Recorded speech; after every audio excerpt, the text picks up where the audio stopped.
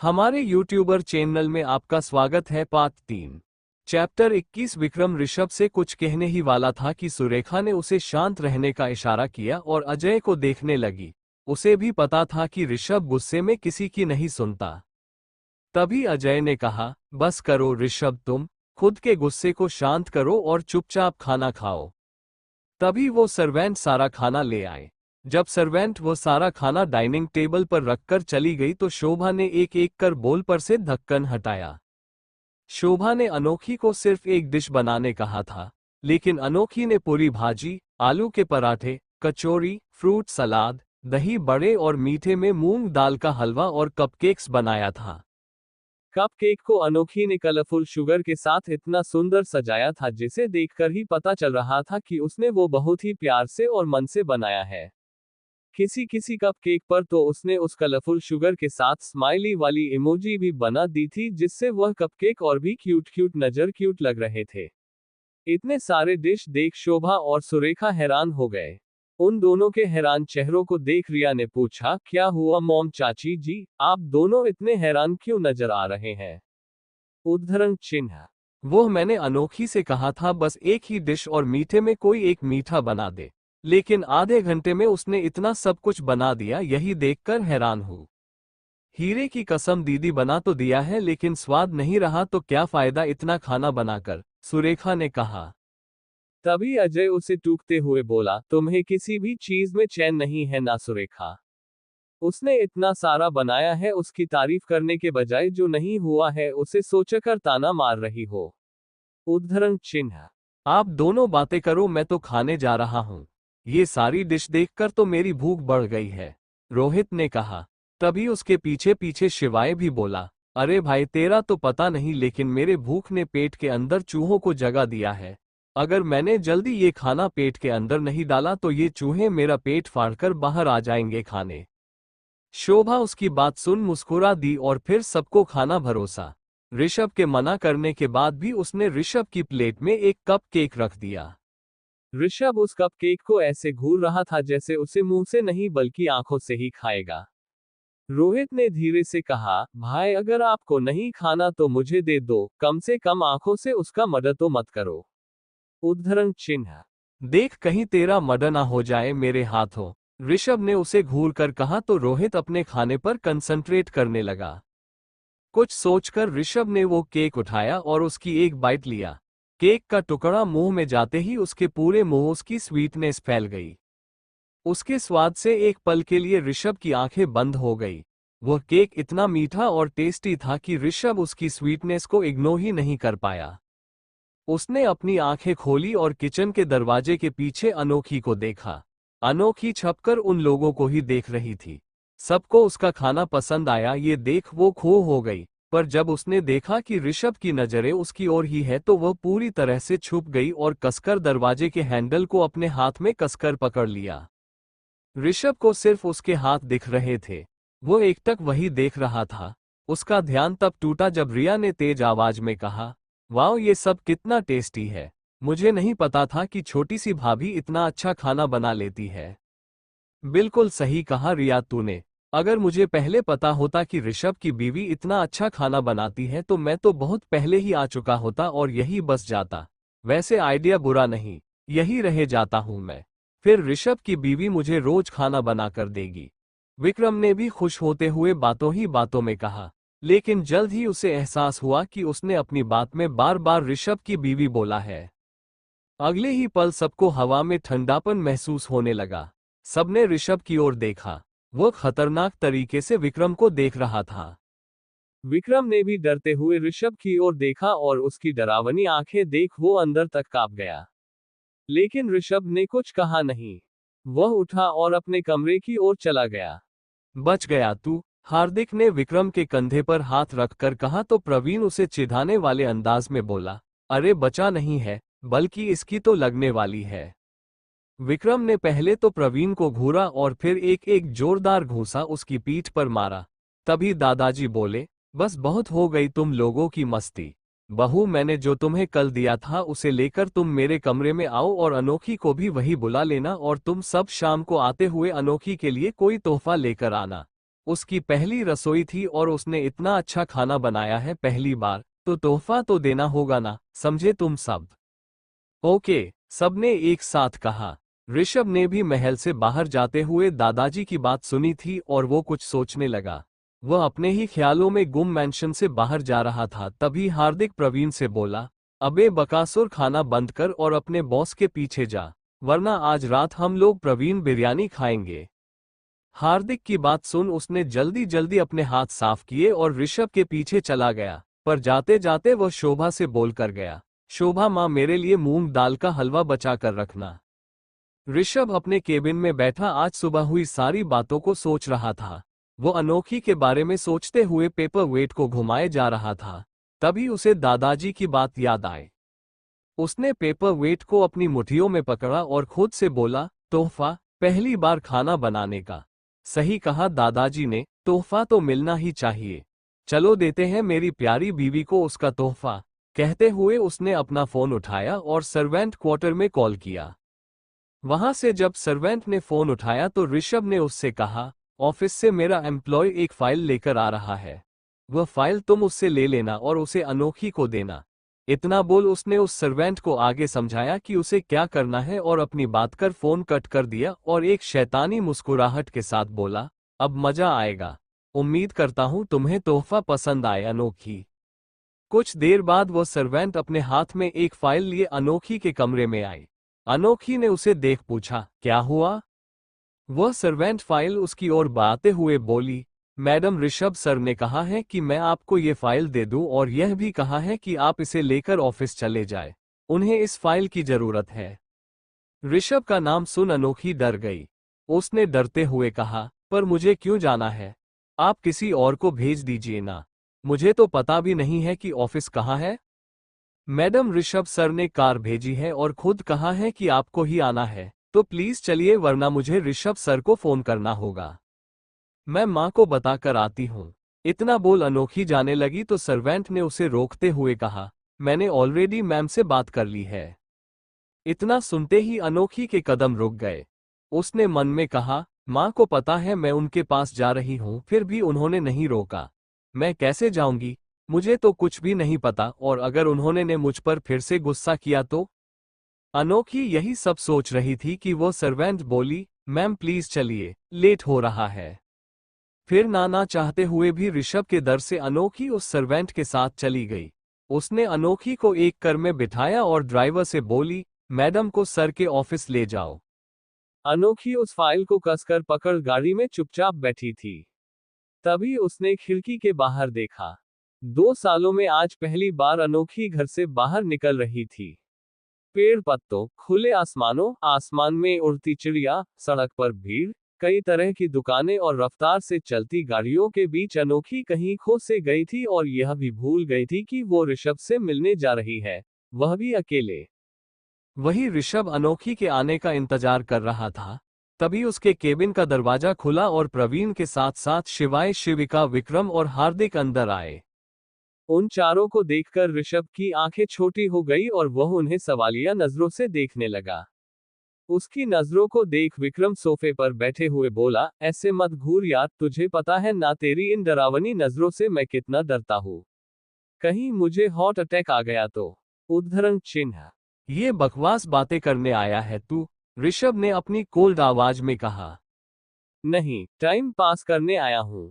वैसे भी हम लोग तो छुट्टी पर है, लेकिन कुछ सूझा नहीं कि टाइम पास करने के लिए क्या करें, इसलिए चले आए यहाँ पर।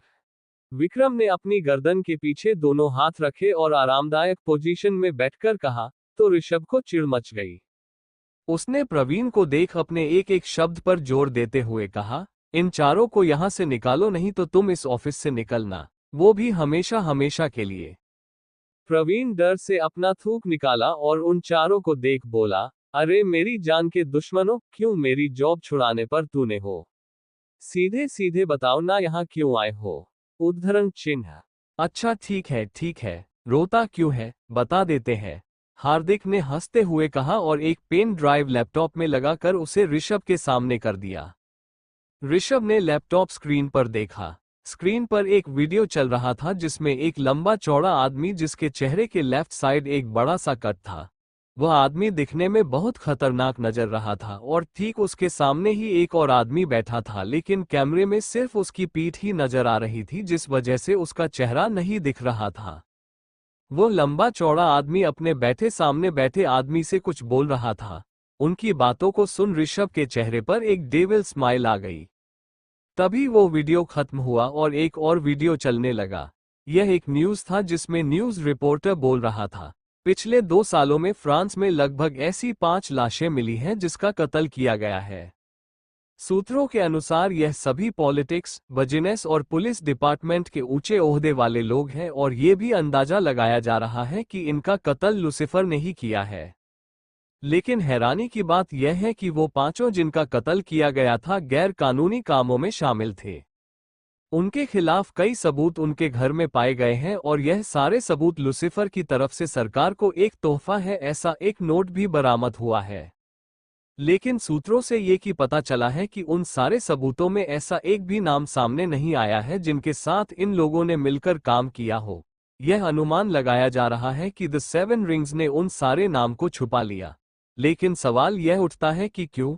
क्या वे उन सारे लोगों को भी इसी तरह मारने वाले हैं या फिर उनका कोई और प्लान है? और फ्रांस की सरकार कितने बड़े क्राइम के बाद क्या फैसला लेती है और द 7 रिंग्स का क्या मकसद है, ये कभी दुनिया के सामने आ पाएगा? जानने के लिए हमारी न्यूज़ के साथ बने रहिए। अबे सच बोल रहा हूँ यार, फ्रांस में तो सबकी फटके हाथ में आ गई होगी, हार्दिक ने हंसते हुए कहा तो बाकी के होठों पर भी स्माइल आ गई। ऋषभ ने सबसे कहा, तो इंतजार किस बात का है? दूल्हे राजा को इनवाइट करो अपनी बारात में आने के लिए और उसके स्वागत की तैयारी करो। तभी ऋषभ के केबिन का इंटरकॉम बजा। उसने फोन रिसीव किया और सामने वाले की बात सुन बोला, ठीक है, उसे अंदर ले आओ और तुम्हें पता है ना क्या करना है? यस सर, फोन की दूसरी ओर से आवाज आए तो ऋषभ ने फोन रख दिया और टेबल पर रखे पेपर वेट को अजीब नजरों से देखने लगा। चैप्टर 22। तभी ऋषभ के केबिन का इंटरकॉम बजा।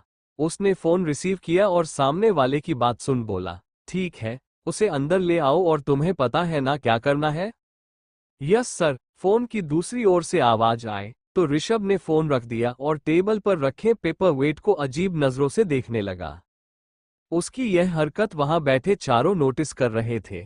उन सब ने एक बार एक दूसरे को चेहरे को देखा और अपना कंधा उचका दिया। फिर सब प्रवीण को देखने लगे, पर प्रवीण ने भी अपने कंधे को उठा दिए तो वह चारों उसे घूमने लगे और आंखों से ऋषभ से पूछने का इशारा करने लगे। पर प्रवीण ने जल्दी से ना में अपना सर हिलाया तो चारों अपनी एक हथेली का मुक्का उसे दिखाने लगे, जिससे प्रवीण ने अपना सर पी लिया। मैं सोच रहा हूं कि एक ड्रामा कंपनी खोल लूं, अचानक से ऋषभ ने कहा तो प्रवीण झट से बोला, ड्रामा कंपनी पर क्यों सारे? क्योंकि मेरे पास नौटंकी की टीम है और यही मेरे सामने अपनी नौटंकी दिखा भी रहे हैं, तो सोच रहा हूं उन्हें सेलेक्ट कर लूं और उन्हें लेकर एक ड्रामा बनाऊं। क्या ख्याल है तुम सबका? ऋषभ उन पांचों को घूरते हुए तंज कसकर बोला तो उन पांचों का मुंह बन गया। विक्रम ने ऋषभ से पूछा, हम सबके ड्रामे को छोड़, तू कौन सा ड्रामा करने वाला है ये बता। किसका फोन था अभी? किसी का नहीं था। ऋषभ ने बात को साफ टाल दिया और अपने काम में लग गया। बिल्डिंग के बाहर अनोखी हाथ में फाइल लिए खड़ी एक ट्रक बिल्डिंग के टॉप फ्लोर को देख रही थी, जिस पर बड़े बड़े अक्षरों में लिखा था द RS एम्पायर। उसने पहली बार इतनी ऊंची इमारत देखी थी जिसे देखने में उसकी मोड़ी ही पूरी टेढ़ी हो।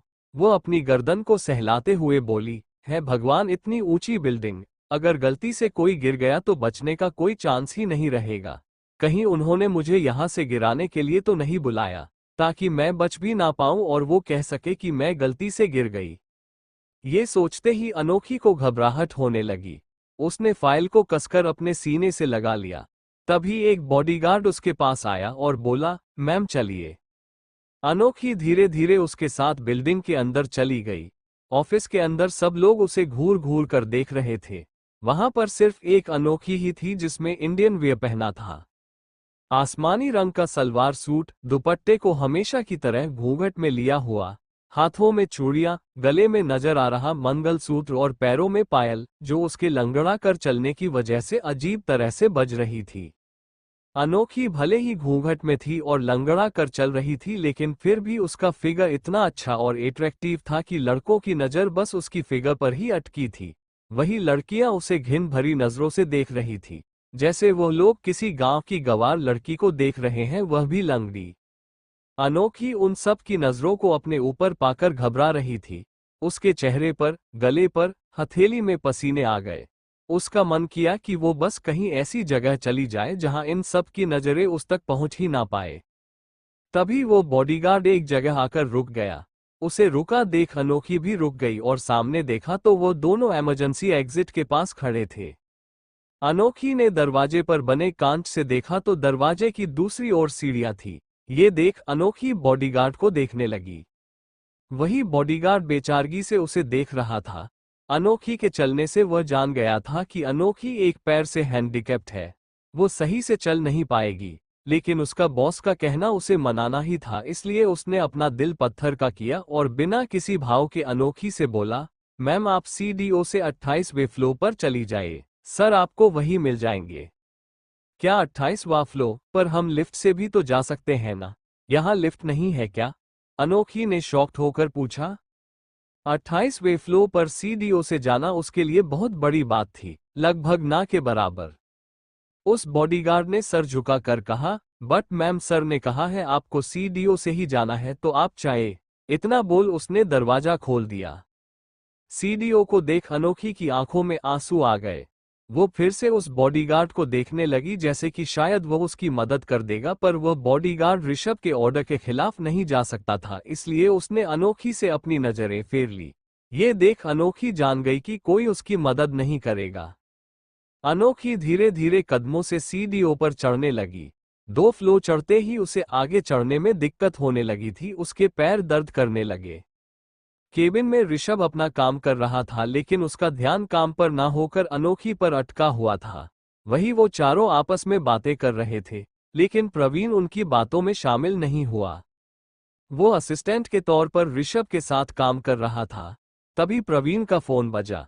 उसने फोन रिसीव किया और सामने वाले की बात सुन बोला, ठीक है अंदर ले आओ।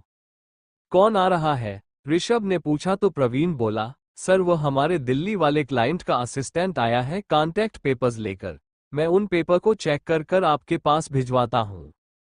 ओके, ऋषभ ने हाँ में सर हिलाते हुए कहा तो प्रवीण वहां से चला गया। उस बॉडीगार्ड को फोन किए हुए लगभग आधा घंटा हो गया था, लेकिन अनोखी अब तक केबिन में नहीं आई। ये सोच ऋषभ ने उस बॉडीगार्ड को फोन लगाया। यस सर, बॉडीगार्ड ने कहा तो ऋषभ बोला, कहाँ है वह? सर वो सीडीओ से ही आ रही है, इतना टाइम लगता है आने में, जाकर देखो कहीं आराम तो नहीं कर रही है मैडम, ऋषभ ने चिल्लाते हुए कहा और फोन पटक दिया। उसकी आवाज सुन विक्रम बोला, कौन आ रहा है ऋषभ? किसकी बात कर रहा है तू? अभी कुछ देर में पता चल जाएगा कौन आ रहा है और मैं किसकी बात कर रहा हूं, इसलिए अभी चुपचाप बैठ, ऋषभ ने विक्रम पर भी चिल्लाते हुए कहा और फाइल उठाकर डस्टबिन में डाल दी। उसे बहुत गुस्सा आ रहा था।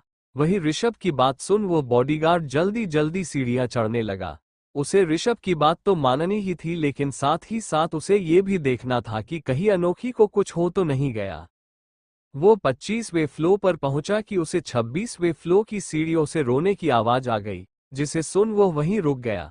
उसने थोड़ी और सीढ़ियां चढ़ी और छुपकर अनोखी को देखा। अनोखी सीढ़ियों पर बैठी अपने राइट पैर को पड़े रो रही थी। उसका पैर लगभग सूज गया था और लाल भी हो गया था। ये देख बॉडीगार्ड को बहुत बुरा लगा। अनोखी रोते हुए खुद से बोली, अनोखी अब बस 2 फ्लोर ही बाकी है, जल्दी चल नहीं तो वो गुस्सा करेंगे, फिर गुस्से में पता नहीं मेरे साथ और क्या क्या करेंगे। नहीं नहीं, माँ ने कहा था कि उन्हें गुस्सा मत दिलाना, तो मैं रुककर उन्हें गुस्सा करने का मौका नहीं दे सकती। रोने की वजह से अनोखी का गला भर आया था और उसके गले से आवाज भी बहुत मुश्किल से निकल रही थी, लेकिन खुद को हिम्मत देने के लिए वो बोले जा रही थी। फिर कुछ देर बाद वह रेलिंग को पकड़कर खड़ी हुई और फाइल को जमीन से उठा लिया और रेलिंग के सहारे धीरे धीरे चलने लगी। उसके दोनों पैर बुरी तरह कांप रहे थे। उसे ऐसा लग रहा था जैसे 2 साल पहले वाला मंजर फिर लौटकर आ गया है। फिर ऋषभ उसके साथ वैसा ही करेगा, उसे टॉर्चर करेगा, उसे तकलीफ देगा, उसे चोट देगा और न जाने उसके साथ क्या क्या करेगा। यही सब सोच सोचकर उसका दिल बैठा जा रहा था। हर कदम के साथ उसका दर्द और उसकी सिसकियां बढ़ती जा रही थी। वहीं उसके पीछे आ रहा बॉडीगार्ड उसे दया भाव से देखकर अपने मन में बोला, सर सच में हार्टलेस माफिया है। मैं चाहकर भी इसकी मदद नहीं कर सकता, वरना सर मेरी इससे भी बुरी हालत कर देंगे। कुछ देर बाद हिम्मत करते हुए अनोखी ने एक एक सीढ़ियों को चढ़ बचे 2 फ्लो को भी पार कर दिया। 28वें फ्लो पर खड़े ऋषभ के बॉडीगार्ड ने जब एक लड़की को इतनी बुरी हालत में सीढ़ियों से लड़खड़ाकर आते हुए देखा तो वो जल्दी से उसके पास आया। उसने अनोखी से पूछा, तुम कौन हो और ऐसे क्यों आ रही हो? किससे मिलना है तुम्हें? लेकिन अनोखी के मुंह से कोई शब्द नहीं निकला। वो तो बस हाफ रही थी, सिसकियां ले रही थी, अपने दर्द को सह रही थी और दीवार को पकड़ खुद को संभालने की कोशिश कर रही थी। वो बॉडीगार्ड उससे दोबारा पूछता कि पीछे से आते उस बॉडीगार्ड ने कहा, इसे ऋषभ सर ने बुलाया। फिर उस बॉडीगार्ड ने कुछ नहीं कहा और अनोखी को ऋषभ के केबिन की ओर इशारा कर दिया। अनोखी लंगड़ाते हुए ऋषभ के केबिन के पास आए। ऋषभ जो अपने चेयर पर सर टिकाए आंखें बंद किए हुए बैठा था, अचानक से उसने अपनी आंखें खोली और दरवाजे की ओर देखा। 2 पल पहले ही अचानक स्व उसके दिल में हलचल होने लगी थी। उसे न जाने क्यों ऐसा लगा अनोखी बाहर ही है। वो एकटक बस दरवाजे को ही देख रहा था। पूरे 5 मिनट हो गए, लेकिन अनोखी अब तक केबिन के अंदर नहीं आई। वह बाहर खड़े खुद को संभाल रही थी। हालांकि दरवाजा ट्रांसपेरेंट नहीं था, केबिन के अंदर से देखा नहीं जा सकता था कि बाहर कोई है या नहीं, लेकिन फिर भी ऋषभ को यकीन था कि अनोखी बाहर ही खड़ी है और वो आ गई है, फिर भी अंदर नहीं आ रही। इस बात से उसका गुस्सा और बढ़ गया। ऋषभ ने चिल्लाते हुए कहा, अब तुम्हें अंदर लाने के लिए मैं बाहर आऊं क्या? उसके अचानक से चिल्लाने पर केबिन में बैठे शिविका, शिवाय, विक्रम और हार्दिक चारों हैरानी से ऋषभ को देखने लगे। वहीं बाहर खड़ी अनोखी का शरीर का कांप गया। विक्रम ऋषभ के चिल्लाने की वजह पूछता, उससे पहले ही केबिन का दरवाजा खुला। सबकी नजर दरवाजे की ओर चली गई। सामने घूंघट में अनोखी पसीने से लथपथ हाफती हुई दरवाजे का सहारा लिए खड़ी थी। उसकी कुर्ती पसीने से पूरी तरह भीगे चुकी थी। उसकी आंखों से अभी भी आंसू गिर रहे थे और वो अभी भी धीरे धीरे सिसकियां ले रही थी। उसकी इतनी बुरी हालत देख वह चारों हैरानी से खड़े हो गए। शिविका अनोखी के पास जाने लगी, लेकिन ऋषभ उसे रोकते हुए बोला, रुको शिवी, ये घर की नौकरानी है, कोई इस देश की प्राइम मिनिस्टर नहीं है जो इसके आने पर तुम उसका वेलकम करने जा रही हो। और तुम वहां खड़ी क्यों हो? वो फाइल यहाँ टेबल पर लाकर रखो। ऋषभ, ये क्या है? तूने इसे ऑफिस क्यों बुलाया और यह इसकी इतनी बुरी हालत क्यों है? विक्रम भी चीखते हुए बोला, लेकिन ऋषभ ने उसे पूरी तरह इग्नोर कर दिया। वो बस अनोखी को देख रहा था। अनोखी अपने राइट पैर को सरकते हुए चल रही थी। उसे इस तरह चलता देख ऋषभ की आंखें छोटी हो गई। शिविका जल्दी से उसके पास आई और उसे कंधों से पकड़कर बोली, अनोखी तुम ठीक तो हो ना? तुम ऐसे क्यों चल रही हो? पैर में कहीं चोट आई है क्या? वो तो लगता है मैडम सीढ़ियों पर गिर गई और पैर में मोच आ गई। ऋषभ अपने पेंट के पॉकेट में दोनों हाथ डाले अनोखी के पास आते हुए बोला, ये सीढ़ियों से आए है। ऋषभ की बात सुन चारों हैरानी से एक साथ बोले, तूने इसे सीढ़ियों से आने के लिए कहा? ये पूरा 28 फ्लोर सीढ़ियों से आए है। ऋषभ ऐसा क्यों किया? शिवाय ने चौंकते हुए पूछा तो ऋषभ अनोखी के जबड़े को पकड़कर बोला, क्योंकि इसे इसकी औकात याद दिलानी है। चैप्टर 23, ये सीढ़ियों से आए है। ऋषभ की बात सुन चारों हैरानी से एक साथ बोले, तूने इसे सीढ़ियों से आने के लिए कहा? ये पूरा 28 फ्लोर सीढ़ियों से आए है। ऋषभ ऐसा क्यों किया? शिवाय ने चौंकते हुए पूछा तो ऋषभ अनोखी के जबड़े को पकड़कर बोला, क्योंकि इसे इसकी औकात याद दिलानी है। पिछले 2 सालों में इसने अपनी जिंदगी बहुत सुकून से जी है, मेरे घर की बहू बनकर, है ना? जब से आया हूं तब से इसे देख रहा हूं। ये अपनी औकात भूलकर घर की सदस्य बन गई है। तो इसे बताना जरूरी था कि यह आज भी एक नौकरानी की हैसियत से ही वहां है, ना कि घर की बहू या मेरे बीवी के। क्या लगा था तुम्हें कि तुम सबको अपनी इस मीठी आवाज से, अपनी इन हरकतों से सबके दिल में अपने लिए जगह बना लोगी तो मैं भी तुम्हें अपना लूंगा? ऐसा कभी नहीं होगा। ऋषभ शेरगिल, इस जिंदगी में तो तुम्हें कभी नहीं अपनाने वाला, और तो और मैं तुम्हारी ऐसी हालत करूंगा कि कोई और भी तुम्हें अपनी जिंदगी में लाने के लिए 100 बार सोचेगा। ऋषभ की आंखों में इस वक्त सिर्फ नफरत नजर आ रही थी और गुस्सा जो उसने कल से अपने मन में दबा कर रखा था। उसने अपनी गुस्से वाली नजर शिविका पर डाली तो शिविका अनोखी का हाथ छोड़ तो कदम पीछे हो गई। फिर ऋषभ ने दोबारा अनोखी को देखते हुए कहा, तुमने मॉम को बहुत खूब तरीके से अपनी तरफ कर लिया है कि वह आज अपने ही बेटे से तुम्हारे लिए लड़ रही थी, लेकिन जिस दिन उन्हें तुम्हारी असलियत और तुम्हारा मकसद पता चलेगा ना हम लोगों की जिंदगी में आने का, तो उसे दिन उन्हें अफसोस तो होगा तुम्हें अपनाने का, लेकिन साथ ही साथ उनका दिल भी टूट जाएगा और उनके दिल के तोड़ने की सजा तो मैं तुम्हें मौत से भी बदतर दूंगा। ऋषभ का चेहरा इस वक्त गुस्से से काला हो गया था। वो इतना खतरनाक नजर आ रहा था कि विक्रम की भी हिम्मत नहीं हुई उसे कुछ कहने की। वही अनोखी ऋषभ की बातों को, उसके चेहरे को देख डर थर थर कांपने लगी। उसके हाथ से तो वह फाइल तो कब की छूट चुकी थी। हार्दिक की नजर जब उस फाइल पर गई तो वह हैरान हो गया। उसने विक्रम को फाइल की ओर इशारा किया तो विक्रम भी उस फाइल को देख चौंक गया। उसने जल्दी से उसे फाइल को उठाया और फाइल के सारे पन्ने पलटने लगा। सारे पन्ने कोरे थे, उन पर कुछ नहीं लिखा था। ये तो साफ था कि ऋषभ ने सिर्फ अनोखी को टॉर्चर करने के लिए ये सब किया। तब तक प्रवीण और रोहित भी ऋषभ की केबिन में आ गए। उन्होंने जब अनोखी और ऋषभ को ऐसे देखा तो वह भी चौंक गए। भाई ये सब क्या है? छोटी सी भाभी यहाँ क्या कर रही है? रोहित ने हैरानी से ऋषभ से पूछा तो ऋषभ चिल्लाते हुए बोला, चुप, एकदम चुप। मुझे तुम्हारे मुंह से एक भी आवाज नहीं सुनाई देनी चाहिए। रोहित बहुत जुड़ लिए तुम और रिया इस लड़की से, पर अब मुझे तुम्हारे मुंह से इसका नाम भी नहीं सुनना। और तुम क्यों चुप खड़ी हो? क्या हुआ, जुबान नहीं चल रही है अभी तुम्हारी? कल रात तो मेरे भाई और बहन के सामने तो बहुत जवान चल रही थी तुम्हारी। मेरी मॉम को अपनी मीठी आवाज से बहला रही थी, तो अब चलाओ अपनी इस बहलाने वाली जुबान को, बोलो। कहते हुए ऋषभ की पकड़ अनोखी के जबड़े और उसके हाथों पर काश गई। तभी अनोखी चिल्लाते हुए बोली, सॉरी सॉरी, प्लीज मुझे माफ कर दो, प्लीज प्लीज मुझे माफ कर दो। मैं घर में किसी से बात नहीं करूंगी, वैसे ही रहूंगी जैसा आप कहेंगे, पर प्लीज मुझे माफ कर दो। I am sorry. कहते हुए अनोखी फफक कर रो पड़ी। उसके रोने, उसकी आवाज में दर्द, डर, अफसोस सब कुछ था, जिसे महसूस कर ऋषभ की पकड़ उस पर ढीली हो गई और वह एक टक अनोखी के आंसू जो उसके गालों से होते हुए गिर रहे थे उन्हें ही देख रहा था।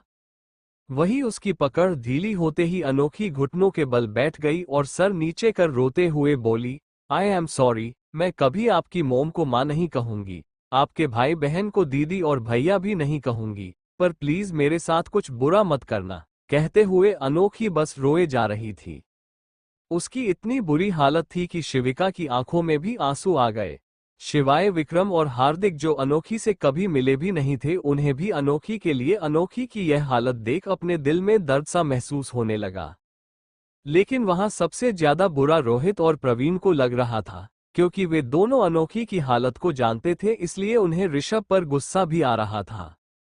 भाई आपने क्या किया है इसके साथ? इसकी ऐसी हालत क्यों है? रोहित ने गुस्से से ऋषभ से पूछा और अनोखी को जमीन से उठाकर खड़ा किया। तभी अचानक से अनोखी अपना पैर पकड़ जोर से चिल्लाने लगी। अचानक से उसका दर्द बर्दाश्त के बाहर हो गया जो वो सहन नहीं कर पा रही थी। उसे चिल्लाता देख सब चौंक गए, यहां तक कि ऋषभ भी। रोहित और प्रवीण ने जब अनोखी के पैर को देखा तो दोनों घबरा गए। उसका पैर पूरी तरह से सूज गया था और लाल हो गया था। रोहित अनोखी के पैर को पकड़ते हुए बोला, ओह गॉड, छोटी सी भाभी, ये कैसे हो गया? हार्दिक हार्दिक, प्लीज चेक करो भाभी को। लेकिन हार्दिक ने कुछ रिएक्ट नहीं किया। सिर्फ वो ही नहीं बल्कि विक्रम, ऋषभ, शिविका और शिवाय मूरत की तरह खड़े थे। हार्दिक, मैं तुमसे बोल रहा हूँ, छोटी सी भाभी को चेक करो अभी, रोहित ने इस बार चिल्लाकर कहा, जिससे हार्दिक अपने होश में आया और जल्दी से उसके पास आने लगा। तभी अनोखी का चिल्लाना अचानक से बंद हो गया। उसकी आवाज एकदम बंद हो गई और वह बेहोश होकर गिरने लगी। लेकिन तभी ऋषभ एक कदम आगे आ गया और अनोखी को गिरने से बचा लिया। अनोखी का सर ऋषभ के सीने पर था और ऋषभ का हाथ अनोखी के कंधों पर। उसने चेहरा झुकाकर अनोखी को देखा। घूंघट की वजह से उसका चेहरा नहीं दिखा, लेकिन उसके कैप्टे होंठ जरूर दिख रहे थे, जिन पर आंसुओं की बूंद थी। कुछ देर बाद अनोखी ऋषभ के केबिन में रखे सोफे पर लेटी थी और हार्दिक उसे चेक कर रहा था। तभी शनाया भागते हुए वहां आए। रोहित ने उसे देख कहा, शनाया छोटी सी भाभी को चेक करो और उनका पैर पूरा सूज गया है। उसकी बात सुन शनाया तुरंत अनोखी के पास आई और उसके पैरों को चेक करने लगी। उसके पैरों की हालत देख उसके माथे पर बल पड़ गए। उसने उसे चेक किया और रोहित से बोली, रोहित इसे अस्पताल ले जाना होगा, मुझे उसके कुछ टेस्ट करवाने हैं। ये मोच नहीं, इंटरनल प्रॉब्लम है। ठीक है, तुम भाभी को हॉस्पिटल लेकर जाओ और प्रवीण तुम्हारी मदद कर देगा। मैं थोड़ी देर में आता हूँ, रोहित ने कहा। तो प्रवीण ने एक नज़र ऋषभ को देखा जो बिना किसी भाव के अनोखी को देख रहा था और फिर बिना उसकी इजाजत के उसने अनोखी को गोद में उठा लिया और केबिन से बाहर चला गया। उसके पीछे शनाया भी चली गई। उनके पीछे हार्दिक, विक्रम, शिविका और शिवाय भी जाने लगे तो रोहित उनके सामने आकर खड़ा हो गया और उन्हें रोक लिया। रोहित ने ऋषभ को देखते हुए पूछा, भाई आपने क्या किया उसके साथ? तुझे बड़ी फिक्र हो रही है उसकी, ऐसा क्या जादू किया है उसने इन 2 सालों में तुम लोगों पर जो उसके लिए इतनी परवाह है? भाई मुझे आपके साथ बहस नहीं करनी है, मुझे बस ये जानना है कि उसके पैरों की हालत इतनी खराब क्यों है, क्या किया आपने उसके साथ? रोहित ने फिर एक बार पूछा। वो गुस्से से या तेज आवाज में नहीं पूछ रहा था, बल्कि बिना किसी भाव के बहुत शांति से पूछ रहा था। उसके एक्सप्रेशन बिल्कुल वैसे ही थे जैसे ऋषभ के होते थे जब वो अपने अंदर के गुस्से को कंट्रोल करने की कोशिश कर रहा होता है। वह तो आज ऋषभ के कहने पर ऑफिस और इसमें उसे लिफ्ट भी नहीं यूज करने दिया। शिवाय ने रोहित के सवालों का जवाब दिया। तो मतलब भाभी पूरे 28 फ्लोर सीडीओ से आए है? रोहित ने हैरानी से पूछा। तो शिवाय ने अपना सर हिला दिया। भाई मुझे समझ नहीं आ रहा मैं आपको क्या कहूँ। मुझे पता है कि आपके दिल में जिसके लिए नफरत होती है उसके लिए बुरे से बुरा करते हैं, लेकिन कम से कम भाभी की हालत के बारे में जान तो लिया होता। रोहित ने गुस्से, अफसोस और निराशा से कहा। ऐसा भी क्या हो गया है जो तू इतना ओवर रिएक्ट कर रहा है? एक छोटी सी मोच आई है, उसके अलावा कुछ नहीं है। लेकिन अगर तुम लोगों की आंखों में, बातों में मैंने उसके लिए और प्यार देखा ना तो उसकी हालत इससे भी बदतर कर दूंगा, ऋषभ ने गुस्से से और नफरत से कहा।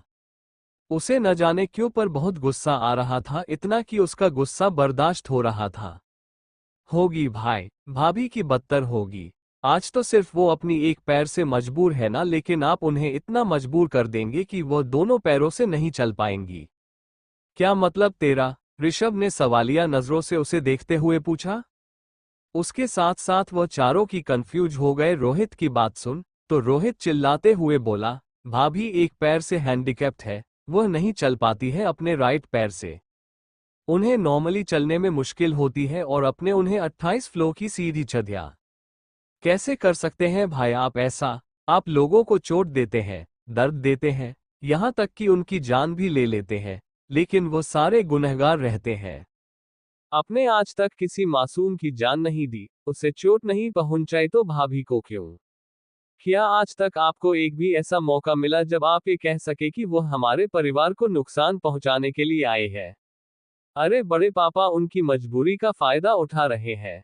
उनकी मजबूरी का फायदा उठाकर उन्होंने भाभी के सामने शर्त रखी थी कि वह आपसे शादी करें। मुझे नहीं पता कि भाभी की क्या मजबूरी थी जो उन्होंने आपसे शादी की, लेकिन वो बुरी नहीं है, मासूम है वो। उद्धरण चिन्ह। रोहित ने अपने दिल की सारी भड़ास निकाल दी। उससे अनोखी की हालत देखी नहीं जा रही थी। अपनी बात बोलने के बाद वो बिना एक पल गवार वहां से चला गया और पीछे छोड़ गया हैरान, परेशान और ऋषभ, शिविका, शिवाय, विक्रम और हार्दिक को। रोहित के जाने के बाद कुछ पलों तक केबिन में शांति पसरी रही। किसी से कुछ नहीं कहा। वो सब अभी भी शौक में खड़े थे। यह अभी अभी क्या कहकर गया रोहित? शिवाय ने केबिन की शांति को तोड़ते हुए कहा। तो शिविका ऋषभ से बोली, ऋषभ तुम्हें इस बारे में पता था? लेकिन ऋषभ ने कोई जवाब नहीं दिया। वो अभी भी दरवाजे की ओर ही देख रहा था जहां से रोहित गया था। तभी विक्रम ऋषभ के सामने आया और उसके चेहरे को अपनी ओर कर बोला, इसे कहां से पता चलेगा? जो आदमी बिना कोई बात जाने, बिना ये पता लगाए कि उस लड़की ने इससे शादी क्यों की, उसे टॉर्चर कर रहा है। शादी के 2 साल तक उसने उसकी तो क्या अपने परिवार की भी खबर लगी, उस इंसान को कैसे पता चलेगा? मुझे नहीं पता ऋषभ की अनोखी गलत है या सही, लेकिन अगर सच में सही है तो तू ये याद रखना कि तू बहुत गलत है और ये गलती तुझे बहुत भारी पड़ेगी। चलो तुम सब इतना बोल विक्रम भी चला गया और उसके पीछे हार्दिक, शिविका और शिवाय भी। अब केबिन में बस ऋषभ की बचा था। उसके कानों में अभी भी रोहित की सिर्फ एक बात ही गूंज रही थी, क्योंकि भाभी एक पैर से हैंडीकैप्ड है, वो ठीक से चल नहीं सकती। उसकी आंखों के सामने बार बार अनोखी का लंगड़ा कर चलना आ रहा था। अचानक से उसके हाथ कांपने लगे। उसने टेबल को कसकर पकड़ लिया और गहरी गहरी सांस से लेने लगा। वह खुद से बोला, नहीं रोहित, रोहित को कोई गलतफहमी हो गई है। क्या क्या सच में वह लड़की अब अपाहिज है? चैप्टर 24। अब केबिन में बस ऋषभ की बचा था। उसके कानों में अभी भी रोहित की सिर्फ एक बात ही गूंज रही थी, क्योंकि भाभी एक पैर से हैंडीकैप्ड है, वो ठीक से चल नहीं सकती। उसकी आंखों के सामने बार बार अनोखी का लंगड़ा कर चलना आ रहा था। अचानक से उसके हाथ कांपने लगे। उसने टेबल को कसकर पकड़ लिया और गहरी गहरी सांस से लेने लगा। वह खुद से बोला, नहीं रोहित, रोहित को कोई गलतफहमी हो गई है। क्या क्या सच में वह लड़की अब अपाहिज है? उद्धरण चिन्ह। हॉस्पिटल अंडरस्को। अनोखी के पैरों का एक्सरे निकल चुका और उसके टेस्ट भी हो चुके थे। शनाया ने उसे पेन किलर का एक इंजेक्शन दिया था, जिस वजह से अनोखी सो रही थी, और डॉक्टर ने उसके पैरों पर बैंडेज भी बांध दी थी। अनोखी के कमरे के बाहर रोहित और प्रवीण शनाया के आने का वेट कर रहे थे। तभी वहां पर शिविका, शिवाय, हार्दिक और विक्रम भी आ गए। हार्दिक ने वहां से गुजर रही नस को कुछ कहा तो नस हाँ में सर हिलाकर चली गई। कैसी है वह? विक्रम ने रोहित से पूछा तो रोहित ने रूखे स्वर में कहा, अभी तो ठीक है, आगे का पता नहीं। उद्धरण चिन्ह। तब तक शनाया भी रिपोर्ट्स लेकर आ गई और उसी वक्त वह नस भी हाथ में डॉक्टर का कोट और स्टेथोस्कोप लिए आए और हार्दिक के सामने खड़ी हो गई। हार्दिक ने उसके हाथ से कोट लिया और पहनकर स्टेथोस्कोप गले में डाल दी। उसे देख शनाया उसे घूरते हुए बोली, तुमने हॉस्पिटल कब ज्वाइन किया? उद्धरण चिन्ह। कल ही ज्वाइन किया है। अब जान गई हो तो चले डॉक्टर शनाया। हार्दिक ने कहा तो शनाया उसे घूरते हुए वहां से अपने केबिन की ओर चली गई। उसके पीछे वह सब भी चले आए। शनाया ने अनोखी की रिपोर्ट अच्छे से पढ़ी और कुछ सोचने लगी। रोहित बेचैन होते हुए बोला, क्या हुआ, क्या है रिपोर्ट में? उसके पैर को कोई नुकसान तो नहीं हुआ है ना? वो ठीक तो है ना? उद्धरण चिन्ह। नुकसान तो हुआ है रोहित, क्योंकि एक नॉर्मल इंसान जैसे मेरे और तुम्हारे लिए 28 फ्लोर चढ़ना बहुत मुश्किल होता है, तो वह तो हैंडीकैप है। डू यू थिंक कि उसे कोई नुकसान नहीं हुआ? मैं तो ताजुब में हूं कि वो चढ़ी कैसे होंगी। उद्धरण चिन्ह। उसकी बात सुन रोहित ने अपना सर झुका लिया। तभी शनाया आगे बोली, पर खैर ये तो बीती बात है, पर अभी मुझे जो कहना है वह बात ध्यान से सुनो। उसने पहले ट्रीटमेंट करवाने से मना कर दिया था और हमें लगा कि ठीक है, थोड़ा टाइम और देते हैं उसको, लेकिन 2 साल हो गए हैं। मुझे नहीं पता कि उसकी कौन सी मन्नत है, कैसी मन्नत है, लेकिन उसका जल्द से जल्द ट्रीटमेंट होना जरूरी है। उद्धरण चिन्ह। लेकिन वह नहीं मानेगी। तुम नहीं जानती हो कितनी बार दादाजी ने, बड़ी माँ ने, मैंने, रिया ने उसे ट्रीटमेंट करवाने के लिए मनाया है, लेकिन वह मानती ही नहीं है। उद्धरण चिन्ह। रोहित की बात विक्रम, हार्दिक, शिविका और शिवाय को समझ नहीं आई, इसलिए शिविका ने उससे पूछा, कौन सी मन्नत, कैसी मन्नत की बात कर रहे हो तुम रोहित? उद्धरण चिन्ह। अभी समझाने का टाइम नहीं है, मैं तुम लोगों को बाद में बताऊंगा। प्रवीण ने कहा तो शिविका चुप हो गई। तभी हार्दिक, जो अनोखी के रिपोर्टर्स को पढ़ रहा था, वह रिपोर्ट को टेबल पर रखते हुए बोला, मैं नहीं जानता कि तुम लोग किस मन्नत की बात कर रहे हो और वह ट्रीटमेंट करने से मना क्यों कर रही है, लेकिन इतना जरूर बताऊंगा कि now it's a high time. हम ज्यादा से ज्यादा उसके ट्रीटमेंट को 1 महीना टाल सकते हैं। उद्धरण चिन्ह। बिल्कुल सही कहा हार्दिक ने, और मैंने पहले कहा था कि थेरेपी से और एक्सरसाइज से उसे ठीक किया जा सकता है, लेकिन अब वह काफी नहीं है। हमें उसका ऑपरेशन करना ही होगा। उसकी नसें बुरी तरह डैमेज हो गई है खिंचाव की वजह से। लगातार सीढ़ी चढ़ने की वजह से उसके नस पर बहुत प्रेशर आया है, बहुत ज्यादा। उसे चलने फिरने में 2 हफ्ते लगेंगे, लेकिन वह ज्यादा चल नहीं सकती और सीढ़ियां तो बिल्कुल ही नहीं चढ़ना है। उसे इस 1 महीने में हमें थोड़ी दवाइयों से और मसाज से उसके एंकल के डैमेज को जितना हो सके कम करना है, ताकि ऑपरेशन में ज्यादा रिस्क ना रहे। समझ रहे हो ना तुम मेरी बात? शनाया ने सबको समझाते हुए कहा।